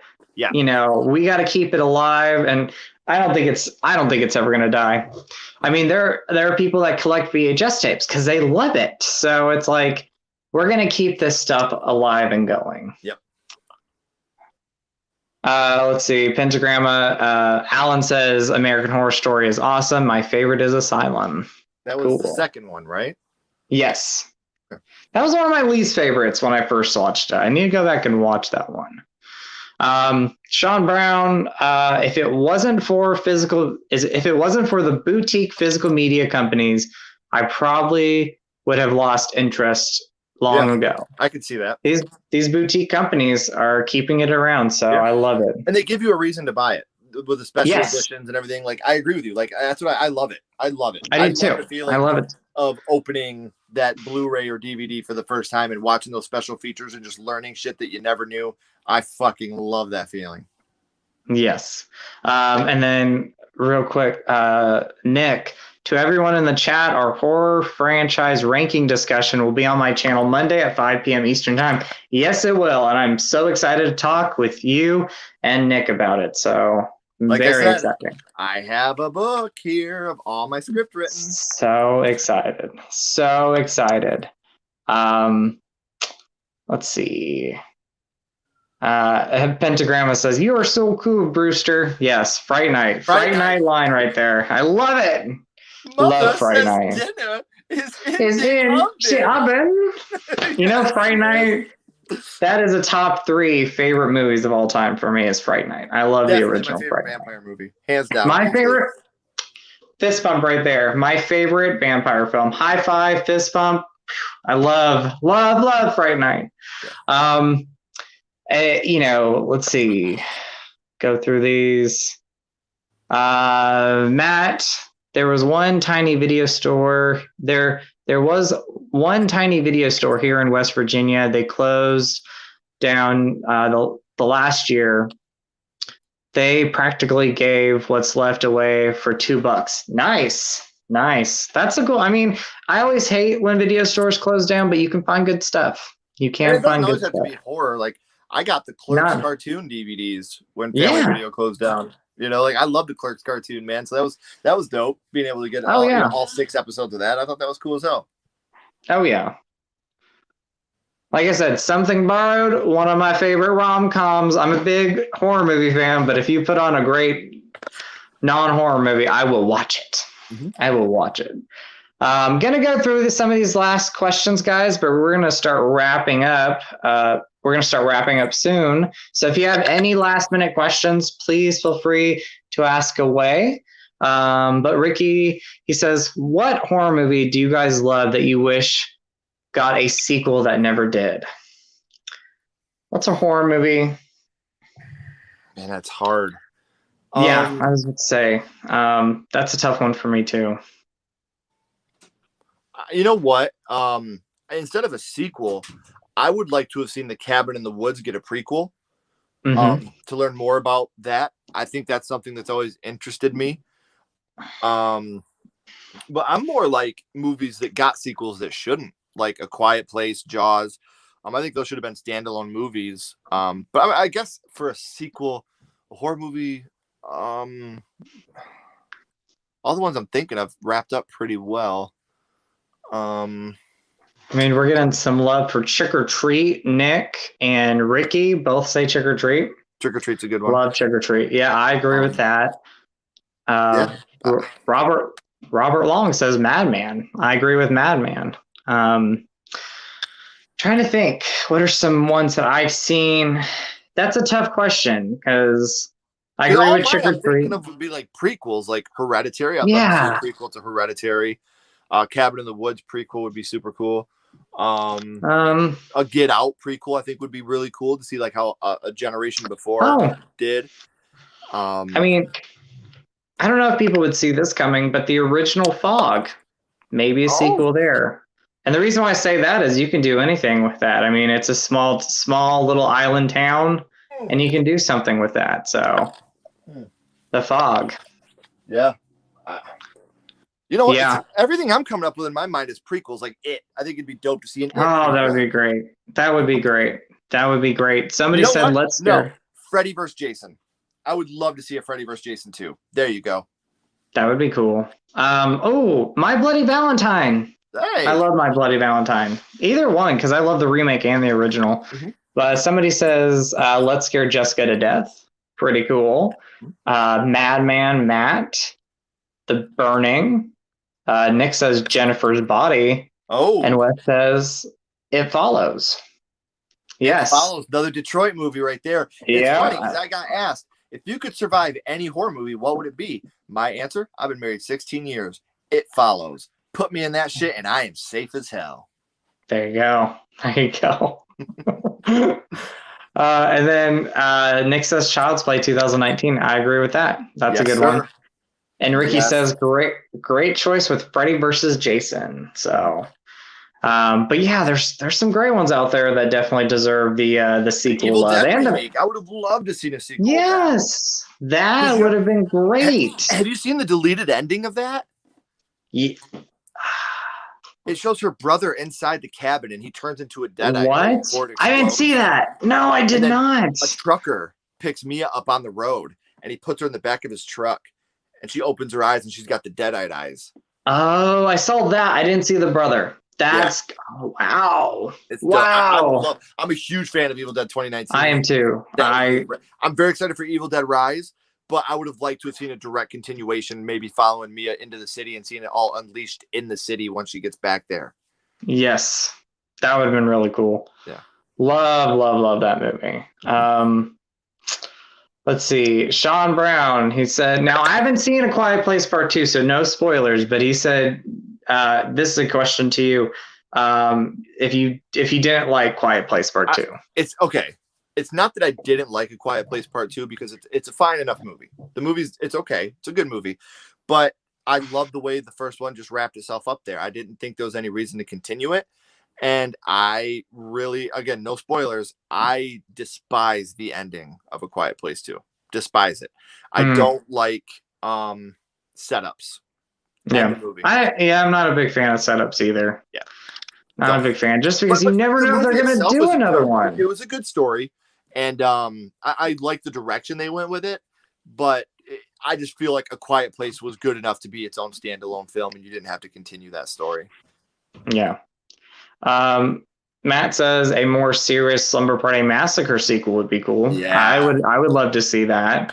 And then Wes, just seen is it Fede Alvarez said never say never to a sequel to Evil Dead.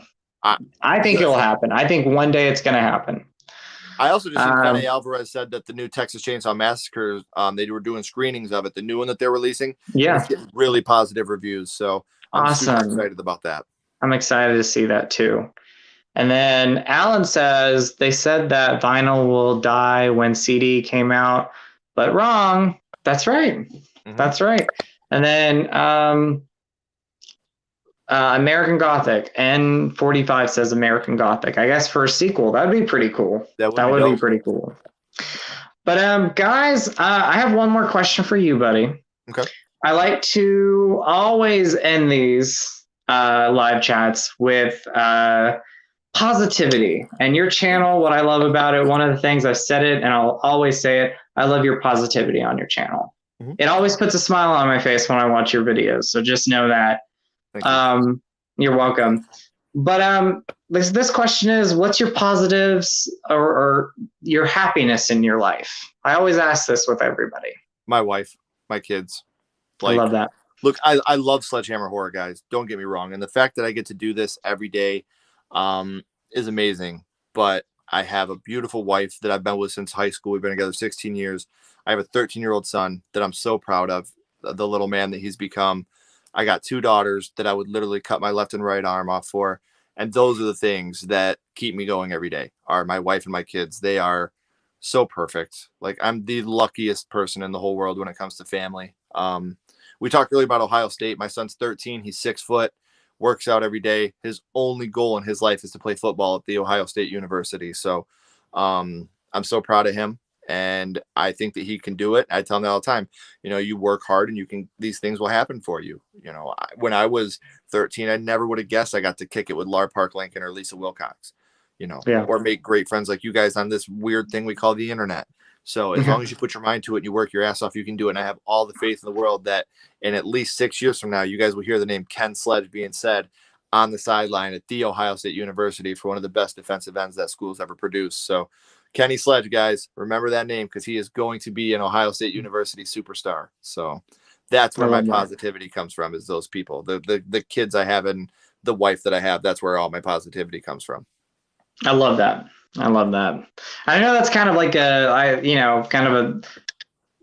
kind of a basic question, but yeah, I love positivity. You love positivity. So It's always something that I love to ask. So, but I love that answer. So again, you're just, for me, it's always such a joy to talk to you. Yeah, and it's always such a joy to watch your videos. So just talking with you, it's great. I consider you a close friend of my life, and I appreciate your friendship so much. The feeling is so mutual. These things, like I said, it's all about horror. It's all about kills. It's all about scary. But at the end, it's all about love. And I love you, and I love your channel. I promote your channel as much as I can. And I love all your fans that, we have been able to talk to today. They all mean a lot to me. So everybody, I thank you guys so much for tuning in and watching us. This has been super incredible. Well, thank you. And thank you all. So let's go through these last comments real quick. Okay. Ricky says, thank you guys for doing the live. Great conversation with like-minded people. In, Ricky. I appreciate it. Thank you, Ricky. Thank you. And again, Ricky, please tell your fiance how much we appreciate them. Yes, please do. Please do. Robert Long real quick says, Night of the Comet sequel. That would be really cool. Yeah. I love Night of the Comet. Matt says, your guest seems like a good dude, Justin.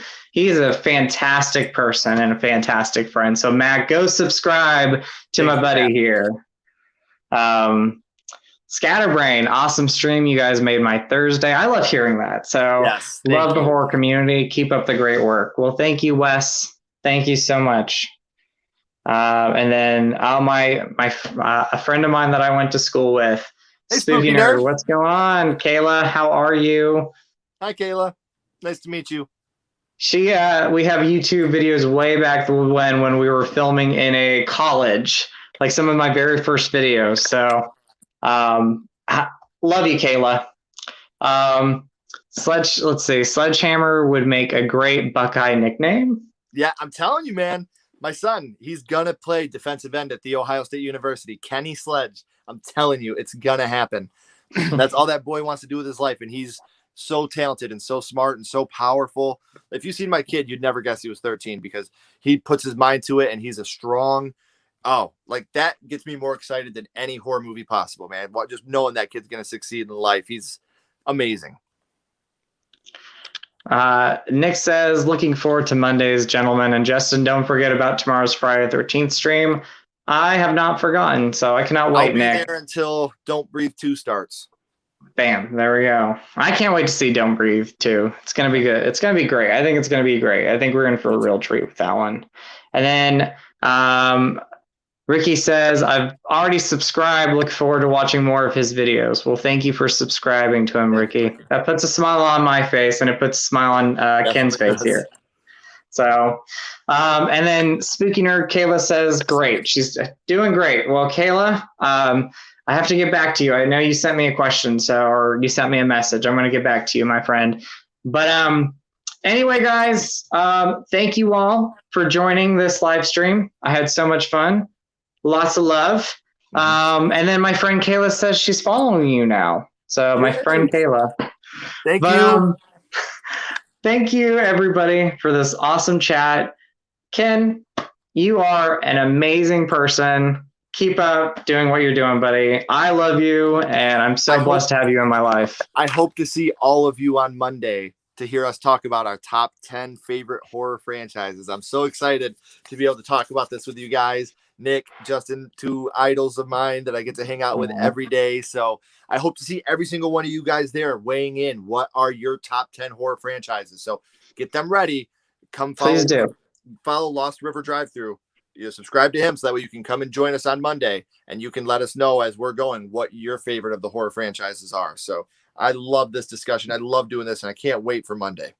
I'm so excited. So check that video out, guys. Go to tomorrow night, Lost River Drive-In, Friday 13th live stream, 9 p.m. Check out my buddy Sledgehammer. I love you, dude. I love you. Check out his channel. Subscribe. Follow his Instagram. I'm leaving that stuff down below. Is there anywhere else you want people to follow you real quick? Any other social media? We got Facebook and Twitter. Facebook is Sledgehammer Horror, and then Twitter is Sledgehammer Horror, HOR. And I want to throw it out there one more time. And whoever follows me tonight, subscribes to the channel, you are entered into a drawing to win a Sledgehammer Horror hockey mask. Because of this Friday the 13th being tomorrow, I'm giving this away only to people that watch this live stream today, that follow me and subscribe to my Instagram or subscribe to the YouTube. So hit me up on Instagram, send me a message so you can be entered into the drawing, free drawing to win a Sledgehammer Horror hockey mask. And it's COVID free. No one's ever wore it. Hang it up, put it on your face, do whatever you want. Awesome. Remember that, guys. So Antonis says, have a good night, guys. Well, thank you, Antonis. And then Kenny says, thank you guys for a live stream. Well, thank you. Thank you, Kenny, for joining the live stream. Thank you, everybody, for joining the live stream. And once again, thank you to this amazing person that I've been talking to. Thank you, thank you, thank you. It was a real privilege to have you on my channel, and I look forward to working with you again. And I cannot wait for Monday. It's going to be amazing. So anyway, guys, I'm sending so much love to you all. Always remember to be yourself, because you are amazing. You are beautiful. I love you all, and I'll definitely talk to you all soon. Have a good night, guys. Bye.